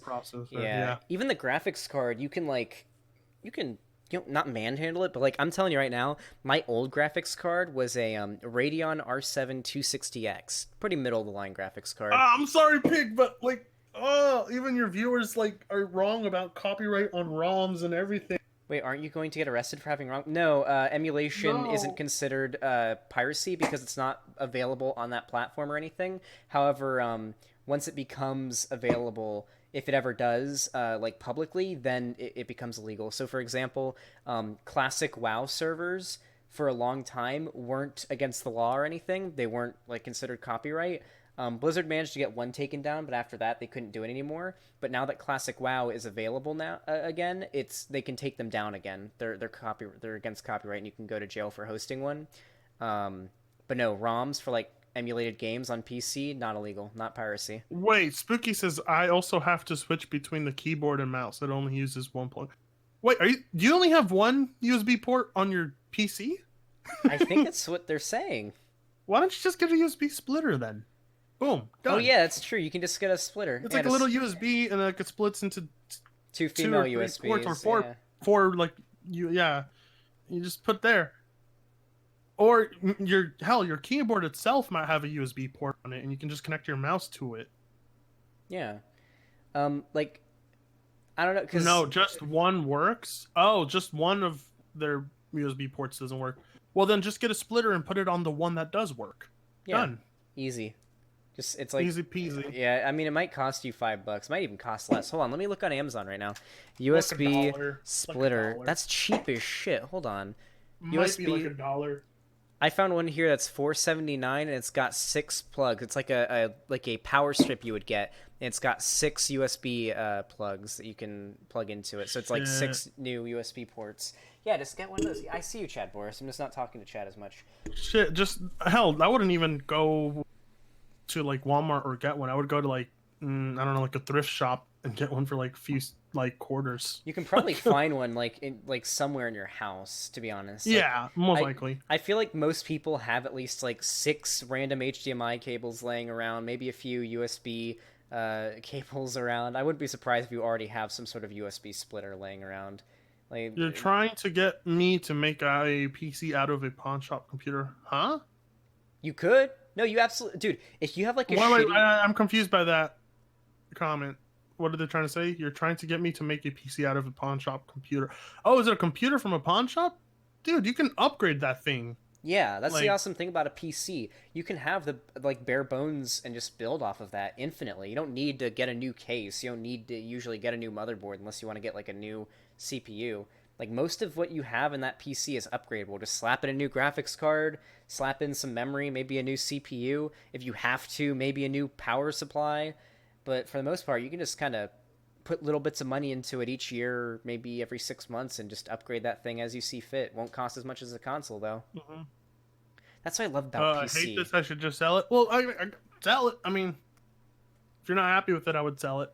Just get Yeah, yourself you a give splitter, it a try. Spooky. If you didn't like it, just sell it, and Yes. that's it. Just get yourself a splitter, Spooky.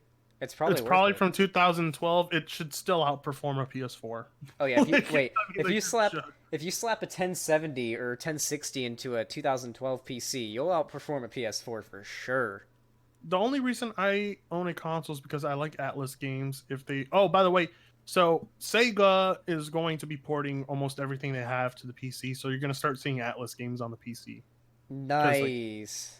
Sega loves the PC. Sega makes exclusive games on the PC, like Total War games. So Another win for the PC market. yeah. All right, let's drop the PC gaming subject because I don't want to repeat myself. But I always like answering people's questions because like they're Oh, you know yes. your shit. I'm like, not really. Like, I mean, I'm surprised that we're in 2019 and a lot of people still don't even know what a USB 3.0 is, you know? Dude, if you want to see some cursed console peasant shit, go on fucking Instagram. Go on the search page for Instagram and find some like gaming memes, that anything that brings up the console versus PC thing, you can scroll down into the comments and you're going to see some of the dumbest shit you can possibly imagine. Yeah, spooky. I don't even have a desk for it. God, even this. Then just put it next to your PS4, like, or the TV stand you're using. You know, you Just can connect just there. yeah, just plug your. You know, you can just plug it. Wait, spooky. You can plug your computer into the back of your TV. It just takes It just takes a HDMI cable like it would for any console, You know, and then just plug in a controller. They might not. They actually might not have an HDMI port on the. No, it's if it's from 2012, it has to It have an has to. HDMI Yeah, port. it definitely does. Yeah. I mean, like I have. Consoles don't cost people more. Yeah, they do. Maybe I'm behind the times on things, but I never play online and I don't buy DLC. Well, if you don't, I mean, I don't know how. I mean, either way, buying games on PC is usually cheaper. Steam sales and whatnot are gonna save you way more money in general. And on top of that, like you can do more on a PC. Like if I was a console player, if I'd never gotten a PC to play my games on, I wouldn't have a YouTube channel, and YouTube is my job. So I'd be losing out on money by default if I had gotten a console instead. Yeah. I mean, so oh god, I'm getting this phone call. Yeah, so give me a second, Pig. I'll let you answer some. Yeah, I'll talk to chat comments. for a bit. I got a phone call coming in. Hold on. Just get an old console for the oldies and the retro feel. I mean, well, no, actually, Victor Diaz, if you want to play oldies, that's when you want to bust out the emulators on PC. Like old games, that's when you want to be on PC for sure. God, imagine having to pull out a bunch of old consoles just to play like a game from the PS3 or the PS2. All I gotta do is boot up one of my emulators on my desktop. They do cost more. Games never get good digital deals, and physical copies are way too spending. I don't know what that was, Victor Diaz. I don't know what you people are talking about when it comes to ports and stuff. I just want to play Skyrim and mod it. I don't know, Spooky. It isn't hard to mod Skyrim on the PC, that's for sure. My PS2 still works really well. Please don't crap on it. The PS2 was a good console, actually. Believe it or not, there's games that ran at 60 FPS on the PS2. This is actually not a very well-known fact, but fuck, what games was it? I think it was Pac-Man World 2 ran at 60 FPS on the PlayStation 2. It was only a few games, but then the PS3 came along and it wasn't able to run anything at 60 FPS unless you like got into a corner and looked into a wall, and then like you would have 60 FPS because it's only rendering like just a blank wall that you're like staring into, or if you look straight up in the air. I'm back. Yo, I was just explaining that the PS2 actually did run a few games at 60 FPS. Not a very well-known fact, but not consistently. But yeah, the older gen consoles actually did a lot better with 60 FPS than the modern day consoles do. Probably because they like when Sony and Microsoft are looking to sell console units, they usually want to put the most graphically impressive thing they can out there, even if it chugs a poor frame rate, because you know the console market's kind of full of people who are easily impressed and amused. Mm-hmm. So to them, like the best looking game means more to them than a game that looks good and runs great. So these current gen consoles, they launched with like really piss poor hardware, and they try, they may be able to bring out pretty nice looking games, but I can't name you a single PlayStation first party title that actually runs at 60 frames a second. I mean, I'm sure there are. I think let me think. I mean, aside from the multiplayer parts of them that do run at 60, I can't really. I think The Last of Us 2 runs at like 45 to 60 FPS most of the time. No, actually, The Last of Us runs at a locked. The remastered runs at a locked 60, I believe, on the base PS4. Oh, I was thinking the PS4. Oh no, I played it on the PS4 Pro. Never mind. I think it's 60 on the PS4 Pro and like sub 40 to 30 on normal PlayStation 4. I have a PS4 Pro that I just played. Spider-Man PS4 has absolutely amazing graphics and the frame rate never. Yeah, but it's at 30. Wait, Like so I can't do Spider-Man. It's like at 30 frames. I can't do that. I socially mean, inept, socially inept Spider-Man. I played the new Spider-Man game on the PS4 Pro, and trust me, the draw distance, like when you can see the textures going shit from a long way. I'm telling you right now, Spider-Man on the PS4, it's not that impressive graphically, which doesn't really mean much because at the end of the day, graphics definitely aren't everything. well, I mean, But it, graphics aren't everything anyway. Like I don't. I mean, but the PC does have the better graphic capability. it does. Like I think a misconception a lot of people have about PC games. We're PC gamers because we like graphics, but that's not really it. We're PC gamers because we enjoy the larger library of games, the cheaper games, the support for multiple input devices, the multiple online marketplaces you can go to, uh, Input being able options. to toggle settings and mod your games. There's not a single thing that makes PC gamers want to be PC gamers. It's like a broad list of things.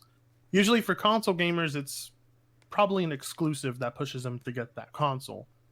And that's about all I can really think about, because if that's, I don't know, that was the mindset of me as a console gamer back then, is I would get the console that had the game that I, that was about it. Yeah, basically, a lot of what I see when it comes to like. Okay, so I should probably clarify console peasant doesn't mean that you prefer console to PC. A console peasant is Yeah. someone who ignores literal, just objective fact and says, yeah, but I'm going to claim that the console is better anyway, even though there's literal objective facts besides this. Like someone who says, console is better because you can play on a controller, and it's like, well, that's a bad faith argument. You can play on a controller on PC. You can play on any Mm-hmm. controller on PC. Yeah, it's there are people like a console peasant, someone I would say that has to lie just to put down other gaming platforms, to push their preferred platform. Like for instance, one of the biggest lies a lot of peasants always tell you is that you can't game on a couch with the PC, even though you can connect your PC to the exact same TV and plug in a wireless controller. Yes, wireless controller, and play from your couch. And you can open up Steam and Steam Big Picture mode, and you have a menu you can browse through, just like a console's menu. You can play just like a console.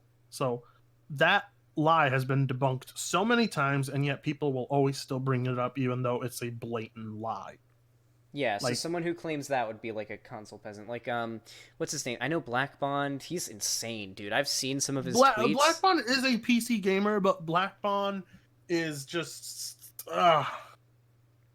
I like, I don't want to get into Black Bond because I I'd be here for oh, hours. listen. All I know is I saw him saying that you're not allowed to have an opinion if you don't show your face on the internet and you use like That a. was stupid. That was like the dumbest shit That's ever. extremely dumb. Like honestly, I'd probably be better off if I didn't show my face online because. Oh wait, I just realized, dude. Now the Nazis are gonna go after you too. But yeah, Nazis go after Yeah. me, and yeah. I'll be fine. I can handle it. I have peasants trying to dox me. Don't That's worry. true, yeah. Dude, I'm on literal I terror groups hit lists, my dude. I'm on a kill list of yeah. of a I would few keep white moving if I were supremacists. you. I honestly, I'm living in Miami now though, so I'm good. yeah. I honestly don't care too much about graphics either. I'm just looking for well-written games that get me emotionally. Well, I mean, you have games like that on every platform, you know? Like, you have games like that on the PC, games like that on the PS4, games like that on the Xbox, games like that on the Switch.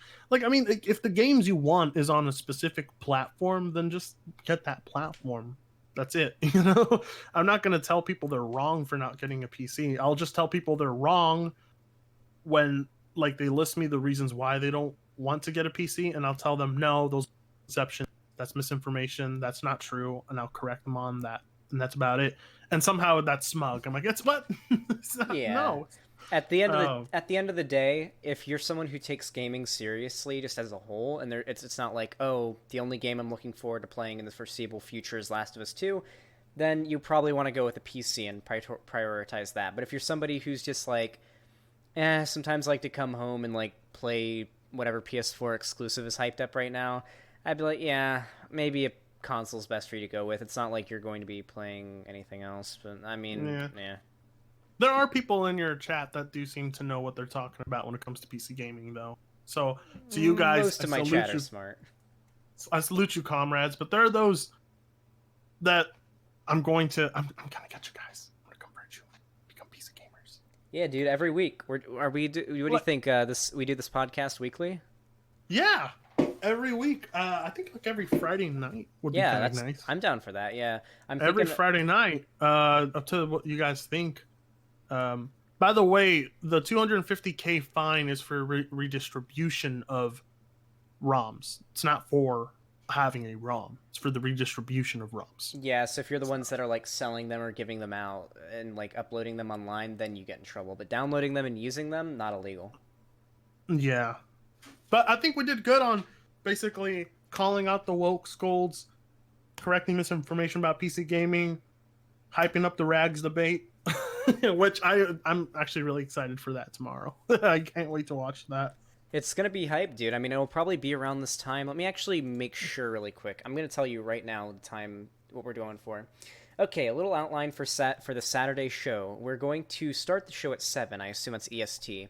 But won't bring you on until around 7:30 to 7:40. We have another short debate before you guys debate, and we'll have people kind of call in for a short call-in section.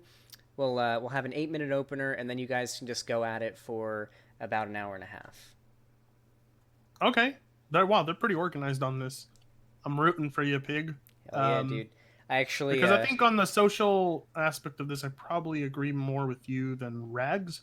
Because, it all comes down to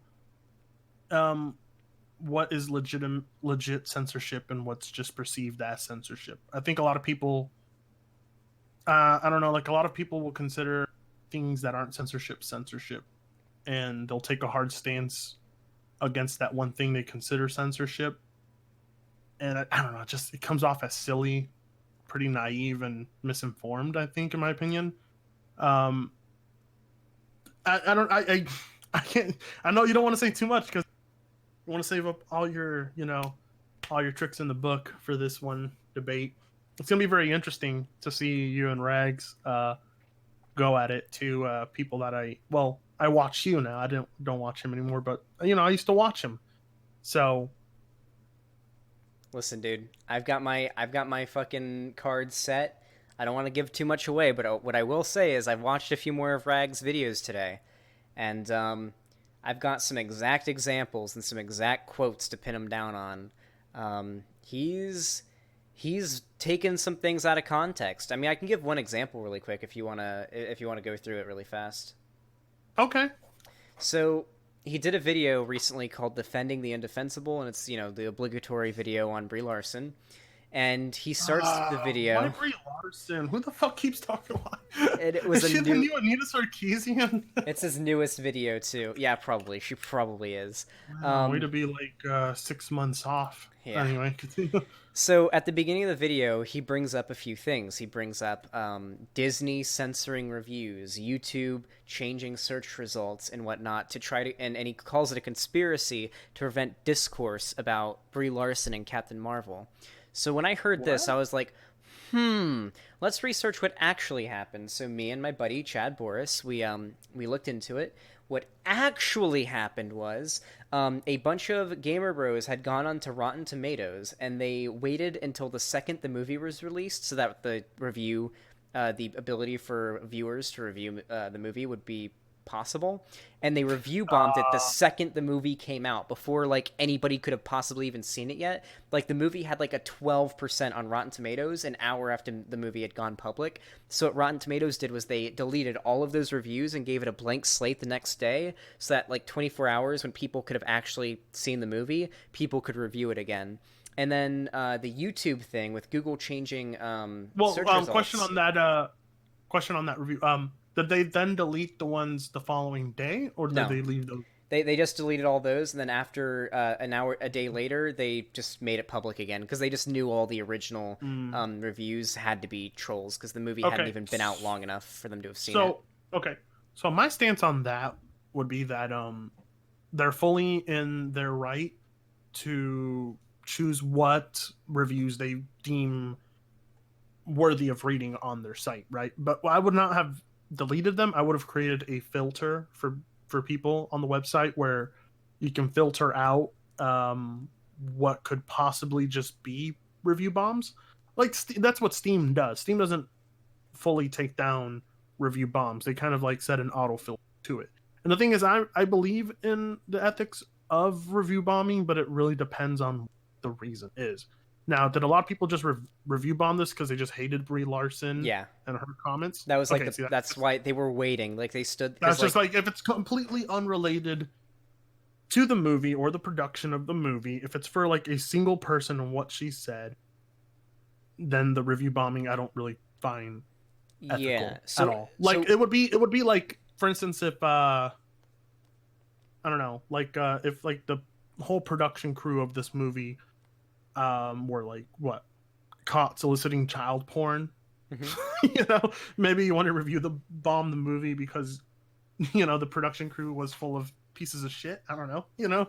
But if like Brie Larson, look at Brie Larson, look at the way she's there, look at her face. Oh my god, fucking Brie Larson.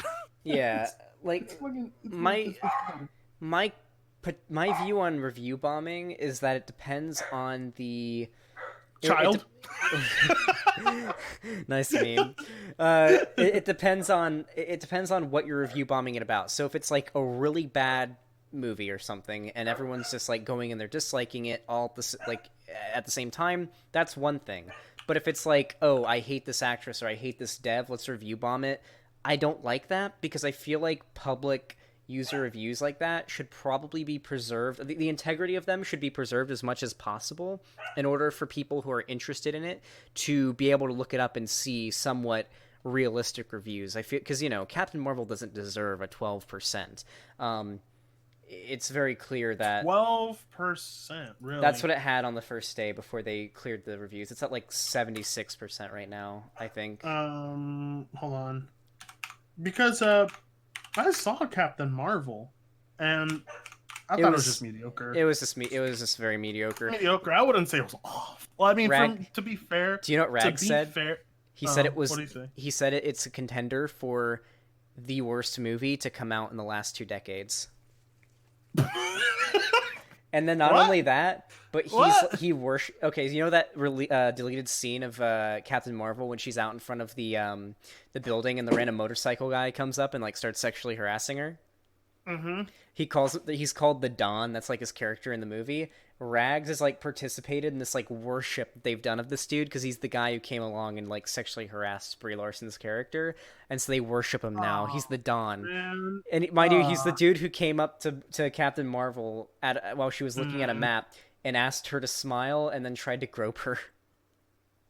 Like and Rags was flashing the images up on there and started talking about how great he is. Like it's some serious cringe. They do know that it's a written movie, right? Like these characters aren't actually performing these actions because it's part of a script. They know that, right? Well, it's funny because the scene after the thing that they lambast Captain Marvel's character for, there's a few flaws here. For starters, it was a reference to Terminator, where the Terminator says, "Give me your clothes, your boots, and your motorcycle," and everyone cheered for it. Then after he basically maimed an entire bar full of innocent people, and stole their shit.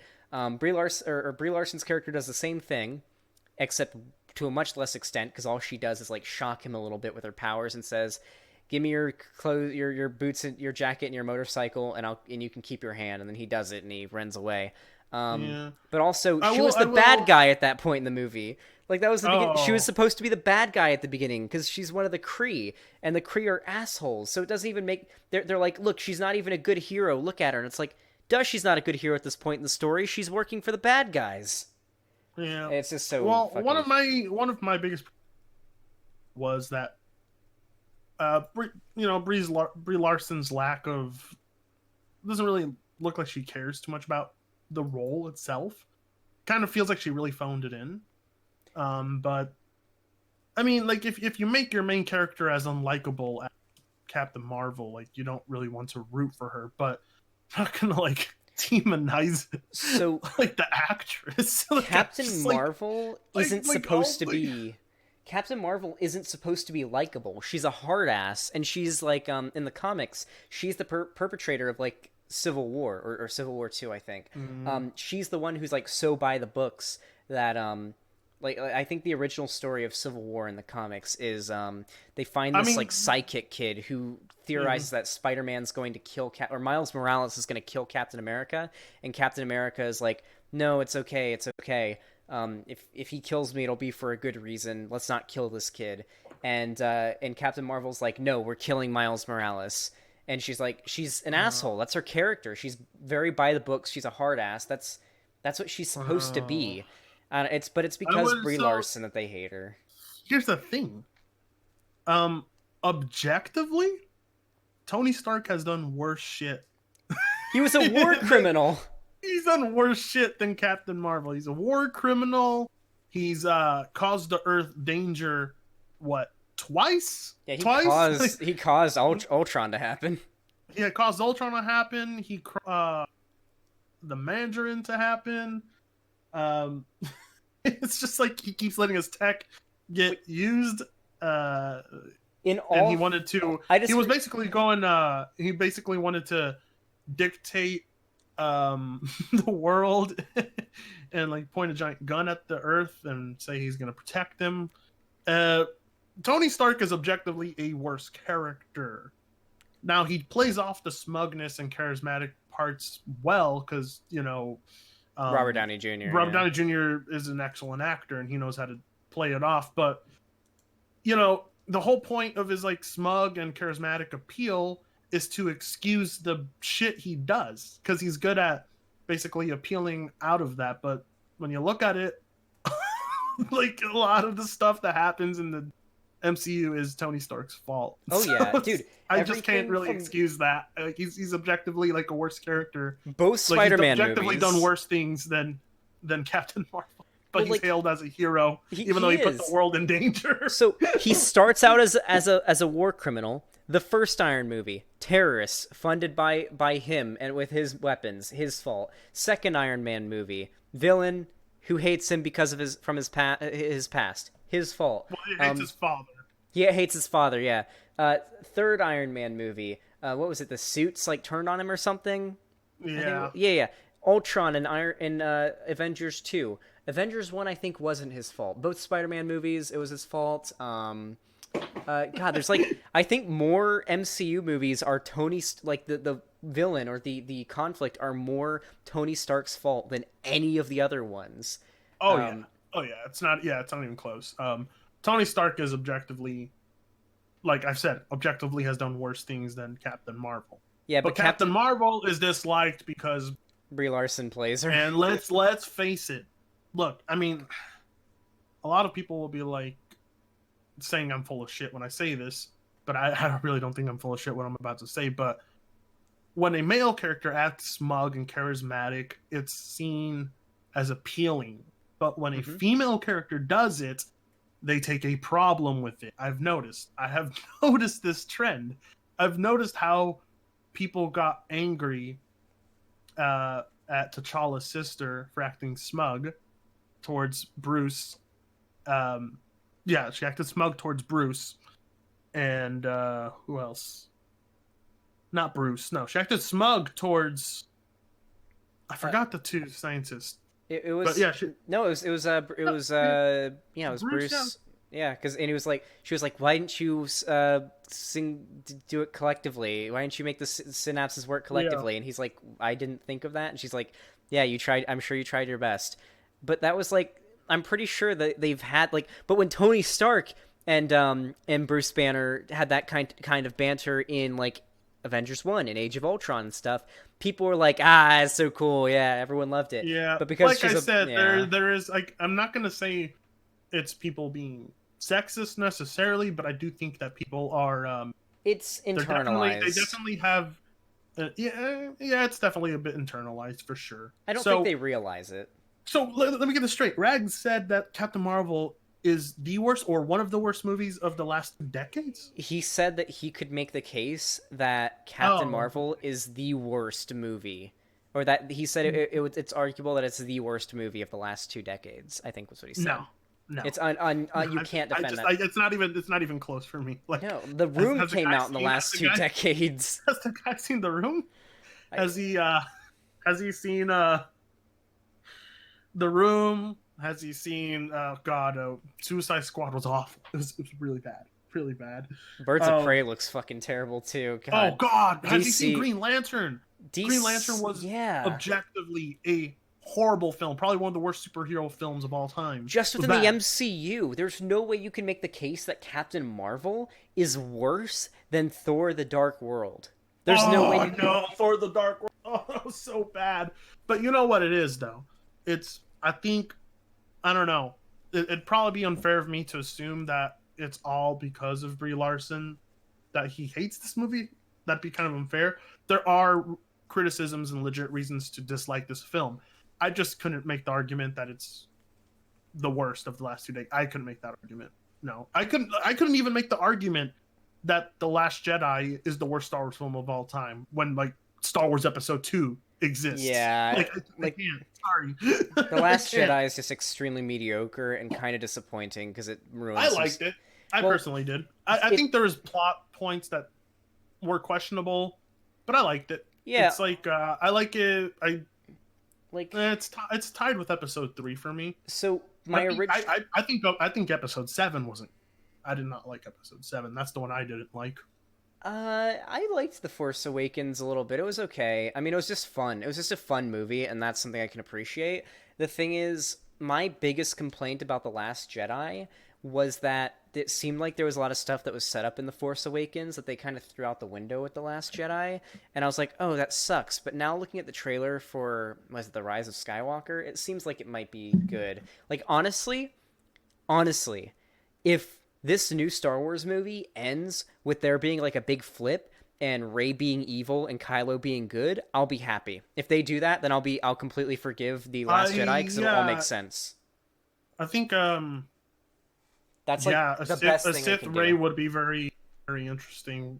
It'd be, I don't know, like honestly, like the entire trilogy is going, like how good this trilogy is going to be depends on. Like, it has to be good. Like, it has to. Well, you have to look at it once all three have come out, I feel like. Because like, let's be honest, if people started judging the prequels at Episode 2, it was looking about the same, you know? But look at it back from when you see Episode 3, it's like, yeah, okay, it's a solid story. Oh, yeah. For me, I don't think Star Wars can ever get worse than Episode 2. It just can't. No. Episode 2 is objectively a bad movie. The plot makes no sense. The acting is horrible. The visuals are really bad. The stunts are probably the coolest thing about the film, but it's probably the most boring Star Wars film ever made. It is, yeah. Like I said, the CGI is so bad. The acting is so bad. The last 30 minutes was as good as all of it was as good as the worst parts of the third movie. Oh god, yeah. So the thing is, like when it comes, like when I'm looking at it objectively. When I look at it objectively, I would say plot-wise, both Episode 2 and The Last Jedi are tied for having a plot that's it's not really that well thought out. But I would say that easily, The Last Jedi has visual effects that are going to age way better than Episode 2. They look better than Episode 2. But I also think they will age far better than Episode 2. The acting is on par. It's great acting. They have great actors for The Last Jedi. The action is great. The visuals are spectacular. I think they're great too. The sound score and everything is wonderful. Like I can't just like I don't know. Like I've always wondered how people find The Last Jedi to be the worst Star Wars film when Episode 2 is like literally unwatchable. Yeah, like well, it's reactionary, you know. It's the fact that they have I try to give people the benefit of the doubt, but there's a connection between anti-SJWs and The Last Jedi. Like being the worst film. Like there's a connection there. There's a reason why all the anti-SJWs all have the same opinion on Captain Marvel and The Last Jedi and all that. Oh, and Black Panther. They hate Black Panther, and I don't understand. I wonder why. Black Panther's story was easily my favorite storyline of all the MCU movies. Like I liked it the most. It wasn't the most action-packed That was my only complaint. Superhero. Yeah, the action wasn't that great. The visuals were not great. It was just middle of the line, But I really did like that storyline between T'Challa and Killmonger. It was a good villain too. Societal issues, and like they definitely had a bigger message that they were trying to get across than other MCU movies do. It definitely felt the most different from all the MCU movies I've seen. I think so anyway. Yeah, but I know plenty of people they're like, oh, Black Panther. I'm like, ugh. A black ethno state? Now imagine if it was the other way around. The SJWs would be flipping their shit. It's like Paul Joseph Watson made a video planes Black Panther, and he even claims at the beginning of the video he watched the movie. I was like, what? Well, I don't know. Like a lot of people just take these hard stances on movies with female leads or minorities in them, and just kind of take a hard stance on them that they're. I don't know. I think I can't agree with Rad. Captain Marvel being one of the worst films ever made. I just can't. It's just not. I can't. I've seen I've seen some of the worst films ever. I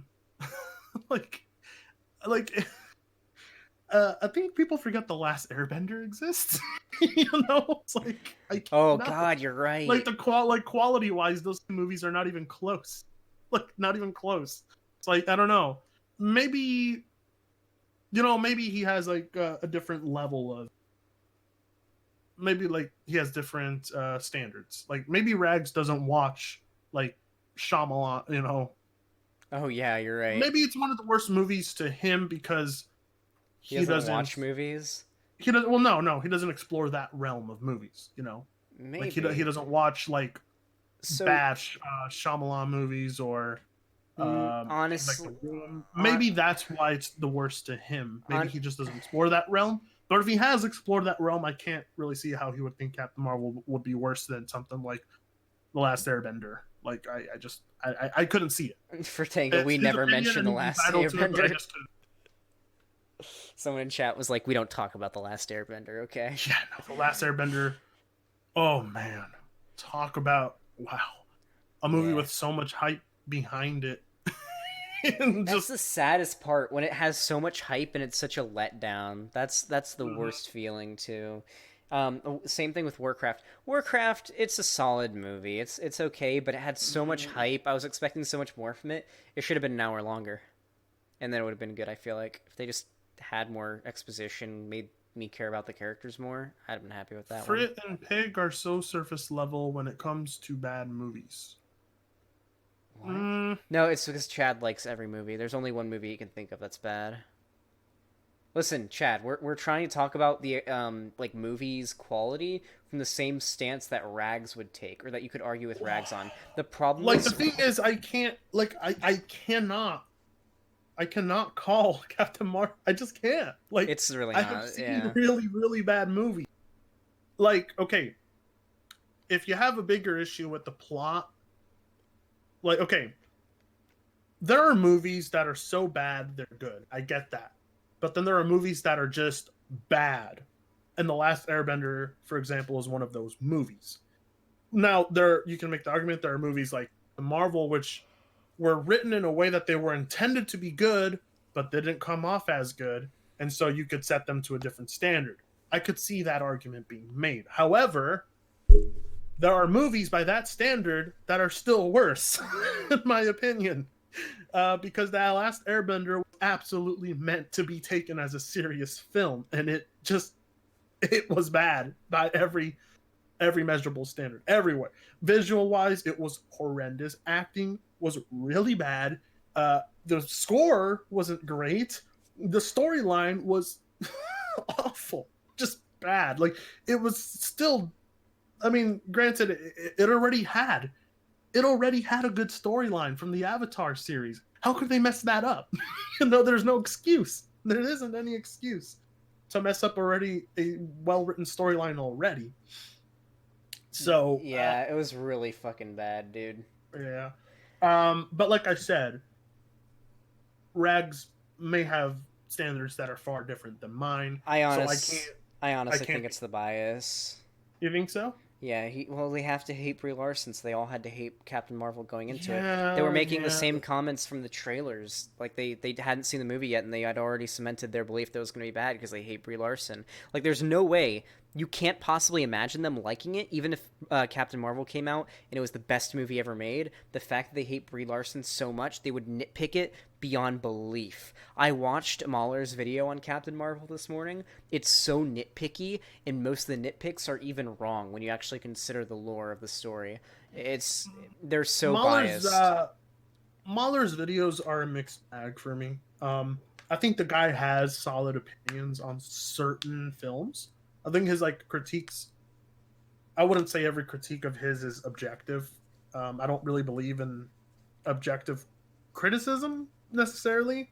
I understand the concept, but I don't think every single one of his criticisms is necessarily worth putting in a long video. I don't think every criticism was worth it anyway. But Yeah, that's probably just not. me. There are a lot of Mahler videos that I have been able to enjoy his criticisms. But not every single criticism of his I agree with, which is fine, you know? You don't have to agree with every criticism someone has for media. But then, there are his videos like the Black Panther one and the Star Wars, not Star Wars. There's the Black Panther one, and then the Infinity one that really felt like they were really phoned in. Yeah.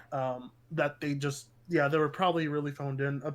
He probably didn't really have much to say. I don't know. So it's a mixed bag for me when it comes to Mahler. I mean, Mahler is a I did. reactionary. I love H Bomber Guy, right? Mm-hmm. I love H Bomber Guy, but I very much disagree with H Bomber Guy's in defense of Dark Souls 2 video. And I thought Mahler did, aside from some of the insults, I thought Mahler did an excellent job um, going over that H Bomber Guy video. I did like that series that he did, even though I love H Bomber Guy. See, when it comes to YouTube, I don't pick sides. Like, I'm not like I'm not going to be 100% with one YouTuber all the Yeah. time. And I think that's what a lot of people expect when they see you're a part of someone else's community. Like they'll be like, "Oh, I see Mahler follows you on Twitter, and you like some of his tweets." And I'm like, "Yeah," but so they'll assume that I'm on Mahler's side for everything, when that's just like a very unfair. That's a very unfair expectation to have of content creators. Content creators aren't going to agree with each other on every little thing. That's ridiculous. Like I don't know. It's just but yeah, I do remember I was put on the spot when I talked about how I didn't think the Force when I talked about how I didn't think the Last Jedi broke lore, because as to this day I still don't think it broke lore, because It didn't. ultimately I ultimately I don't think there's a concise rule book for Star Wars. A lot of what's in Star Wars was made up on the fly for every movie. So, um, I think when we saw stuff in The Force Awakens that we didn't see, I didn't think it was fair to claim it broke the lore, because when it came to the previous episodes, we were seeing stuff that was introduced in every other movie seen the movie before. So, like, I think the Force is something that's constantly being expanded upon, and I'm okay with that idea. I think it'd be kind of boring if we limited what we saw from the original trilogy. But I was kind of put on the spot about that. I wouldn't. Oh, by the way, I wouldn't say Mahler is a reactionary. I don't think so. Mahler's more of a critic than anything else. I haven't. Mahler hasn't made No, reactionary videos, has he he? I don't is think so. he is a reactionary. Like, if you watch his podcast with Rags and everybody, I've seen his political views. He is a Oh, reactionary. EFAP. Yeah, the EFAP thing. Yeah, he's a reactionary. He's got very right wing politics. Like, I'll be talking to Rags, and we'll see. I know Rags is also a reactionary, but yeah. Also, Yeah, I would say yeah. I think Rags is. Yeah, I think Rags is a reactionary. I the think thing so. is, though, you can be a smart person you can be a smart person and also be a reactionary. You can be you can go down that rabbit hole and still be a good person, whatnot. It's just a matter of like getting the right arguments, sent your way. So hopefully, when I debate Rags tomorrow, hopefully I'll be able to convince him, and I'd like to see him. Yeah, I don't know. Yeah, don't get me wrong. So Rags is a smart guy. Rags is he's an intelligent guy. He's a smart guy. He's very well spoken. When he speaks, he oh, did the stream go off? It's buffering apparently. Okay. Yeah, no, he's a very smart guy. He's well spoken, like I said. He's gonna do a good job articulating his points, for sure. Mm-hmm. Now, I really, I don't know. It's gonna be very interesting to watch that. It's gonna be interesting because I really hope it ends up being a battle of ideas and not a battle of ethics. Do you know what I mean? Yeah. By that, like, for sure, he'll have the upper hand on you. The people coming to watch are most likely going to be agreeing with him, and maybe less with you unless they actually get a chance to hear what your stance is. So you got to really make sure you get your stance out there to the audience watching, because a lot of them, their default position will be to just insult you and think you're wrong and stupid. I mean, I'm gonna have a lot of people saying the N-word in my chat. I hope not. It's inevitable. I mean, it happened when I debated the quartering, like as briefly as it was. Just like hundreds of people were in my chat spamming the N-word. I still have to see the clips of that. Oh man. Yeah, it's only like 10 minutes. The quarter pounder. Yeah, I actually have one more topic. It's very quick. We might not even talk about it depending on your answer to this question. But have you watched Breaking Bad? Yes. Oh, and yes, I am going to watch the movie. Hell yeah, dude! I am going to watch the movie. It's a very good show. It was it's one of those shows that I watched. I watched during a time when I had nothing. Mm-hmm. Like the only thing I had was an iPad and a Netflix account. I had nothing. I didn't have a lot of money, but I had a lot of time, and I binged watched all of Breaking Bad. And I don't know, like I just remember that year where I just binge watched Breaking Bad and was doing nothing else, and it was so like one of the best times of my life. I just remember it was a point in my life where I was transitioning from being a teenager to an adult, Mm-hmm. From leaving my teens to being an adult. It was like a transitional time where I was like, okay, I got to move on in my life and get like a full-time job and just start doing all this stuff. And do you have the Twitch link to this, by the way? Yeah, just go to pigpuncher.com/live. It's the Twitch stream is embedded in there. Yeah, I prefer people watch on Twitch anyway. Puncher. .com/live. I gotta get my own website too. Yeah. There we go. Oh wow, this is way better than the. Yeah, dude, you gotta make an account and everything so you can talk in chat. I got a custom chat. Are you also streaming it on Twitch? Yeah, that's a Twitch stream that's embedded on the website there. Oh, it's embedded into the website. That's cool. Yeah, so what you're watching there is the Twitch stream. Oh, and there's the topics right there. Yeah, so I'm gonna definitely watch the Breaking Bad. El Camino, movie. Hell yeah, dude. El Camino. So it's I was like, see, that's the kind of stuff Netflix should be investing their money in. Oh yeah. Like they just earlier this year they gave us Invader Zim. Yeah, dude. Like, if you want to stay alive when Disney, launches their streaming service, you're gonna have to open up the wallet. You're gonna have to break the bank and start investing in stuff like that, because that's the kind of stuff people are gonna want to watch. Yeah, so, they need to fucking start reviving or getting rights to shows that are like beloved but got canceled. Like they need to get they should try to get Firefly. That was a show that people loved that got canceled. Oh my god! If they can get the rights for that and reboot it, that's gonna be a lot of cheddar. They're gonna beat Disney on that. Adventure Time is a show that they should totally get the rights to and try to reboot. Steven There's nothing Universe. that they could do. There's nothing they could do for Adventure Time. They could do an epilogue series. There's plenty they could do after the finale of Adventure Time. I would honestly, if I would pay. I don't know how many blowjobs and how much money it would take, but I would pay anything to canonically rewrite the finale of Adventure Time myself. I would pay so much. That finale was, I don't know. I was disappointed. Like, I don't know. I didn't think like we got a very good conclusions in the last episode of Adventure Time. Honestly, but what show I think did get a very good conclusion is Regular Show, which is a show I stuck by and watched for a very long time. Yeah, Regular Show got a good finale. I'll agree with that. Yeah, Regular Show had a lot of good character development too. They actually did a good job with the with the Regular Show. It was more than just a comedy show for me. Yeah, dude, like that. Mordecai's relationships and breakups. Dude, I grew up with Regular Show and Adventure Time, and so like with Regular Show, whenever like Mordecai went through some shit like in his relationships, that reminded like at the same time I was going through like my first breakup. That was some good shit. Yeah, it was very relatable because I think it was written as if it was a real breakup. Like people could watch that and be like, yeah, that's how a breakup. That's how it feels, my dude. Yeah, I would. All honestly, right. Yeah. Well, hey, dude, it's been pretty damn fun. I guess we'll be doing. Yeah, we're shooting for what, good 3 hours? Yeah, we're about 2 hours and 40 minutes. Really quick though, I wanted to ask you.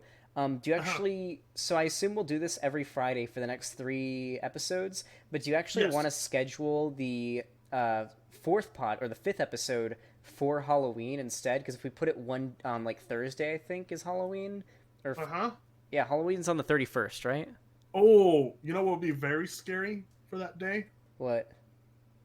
If we sat through and watched a few quartering videos for Halloween. That's terrifying. I can't believe you would even suggest that. That's absolutely horrific. Oh, or Destiny debating leftists. Oh, man. That's just unpleasant. I actually don't enjoy that. I was, I was going through a catalog of Destiny videos earlier today while I was at work, and I was watching some of his older videos where he was debating. He was like in a big debate group with like, it was him, Lauren Southern, No Bullshit. Yeah. ContraPoints. That was classic. Lauren Southern. No, not Lauren Southern. Or not. Fucking what's her name? Roaming Millennial. Andy Worski. Andy Worski was there. Yeah. Mr. Medicare showed up to just hassle and just be a distraction. Brittany Venti came in, I think, at one point. Himself. Yeah. Kind of embarrassed. Like that's like one of the rare occasions Medicare really embarrassed himself. Like he went in like thinking he was gonna troll Destiny, and like Destiny was just like was really funny about the whole thing. Mr. Medicare was just in there quiet. I was like Destiny knows how to fucking troll people. He's good with banter. Like that's like the one thing, like Medicare knows how to get under people's skin, but like Destiny just did not give a fuck. Yeah. Like Medicare was going in thinking make some short jokes, and like Destiny was just making short jokes about himself before Medicare could do it, and you could tell Medicare was getting mad about it. He's like, yeah. But yeah, no, it's going like I don't know. Those were the days. Like Destiny, I miss that. Those are the days. He's just mowed through all the reactionaries. None of them will debate him anymore. So all he's got to do is debate lefties now. That's a misconception a lot of people have about Destiny. Is like, well, his haters anyway. His haters seem to think that Destiny is a leftist. No, Destiny's not a leftist. Yeah, no. Nobody, like, anybody who thinks Destiny's a leftist is super stupid. But all right, well, the world premiere of SmackDown on Fox is tonight, so I'm going to go catch up on that. But we're going to be doing this more often, guys. We're definitely going to have some guests in the future. Yeah, dude. I'm thinking like every Friday except for the last. Except for week. the next one. Yeah, do you want to do like the final, like the 5th episode on Halloween Eve or something? Yeah, I mean I won't be trick or treating. Yeah, neither am I. So yeah, fuck it, dude. We'll do that. Halloween special. A Halloween special, and I think we'll start getting some guests on by the 3rd episode. For sure, Cult of Dusty's like one of the ones we'll get. Wosley would be really great to get on.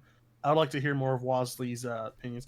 Vosh, we should be able to get Vosh on here one day, maybe, right? Yeah, we should be able to. I actually do every Monday starting next week. We're going to be doing a weekly D&D campaign as well each Monday Man. with Vosh as the Dungeon Master.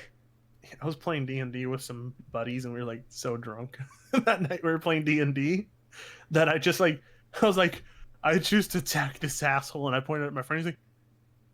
Like the DM was just like, oh, fine. Okay. He like roll. He's like, I roll. It's like, you're so drunk, you swing, you miss him, and you chop your own arm off. I was like, shit. What did you roll, a 1? I rolled really bad. Yeah, Jesus, so bad dude. I hurt myself. Damn, bro. This podcast did pretty well. People seem to really enjoy it. So we got some positive shit. Looks like in the future, people are gonna like this series. Yeah, the PigTanga cast. We're gonna make this thing really nice. I'm gonna do a good job of promoting it more on my channel, since I do have a sizable chunk of my audience that would like to hear takes. Yeah, more often. Yeah, it's gonna be pretty cool because we're gonna be able to overlap audiences and stuff. It's gonna be pretty interesting. Bring people here. I'm gonna convert your audience to PC gaming. You'll convert mine to Breadtube. Hell yeah, dude! It's like a symbiotic relationship. It's the trade. It's a trade deal. We're not going to tariff it. It's a trade possibly deal. The best trade deal in the history of trade deals, possibly ever. Okay. All right, guys. Man. We're going to go ahead and close it off.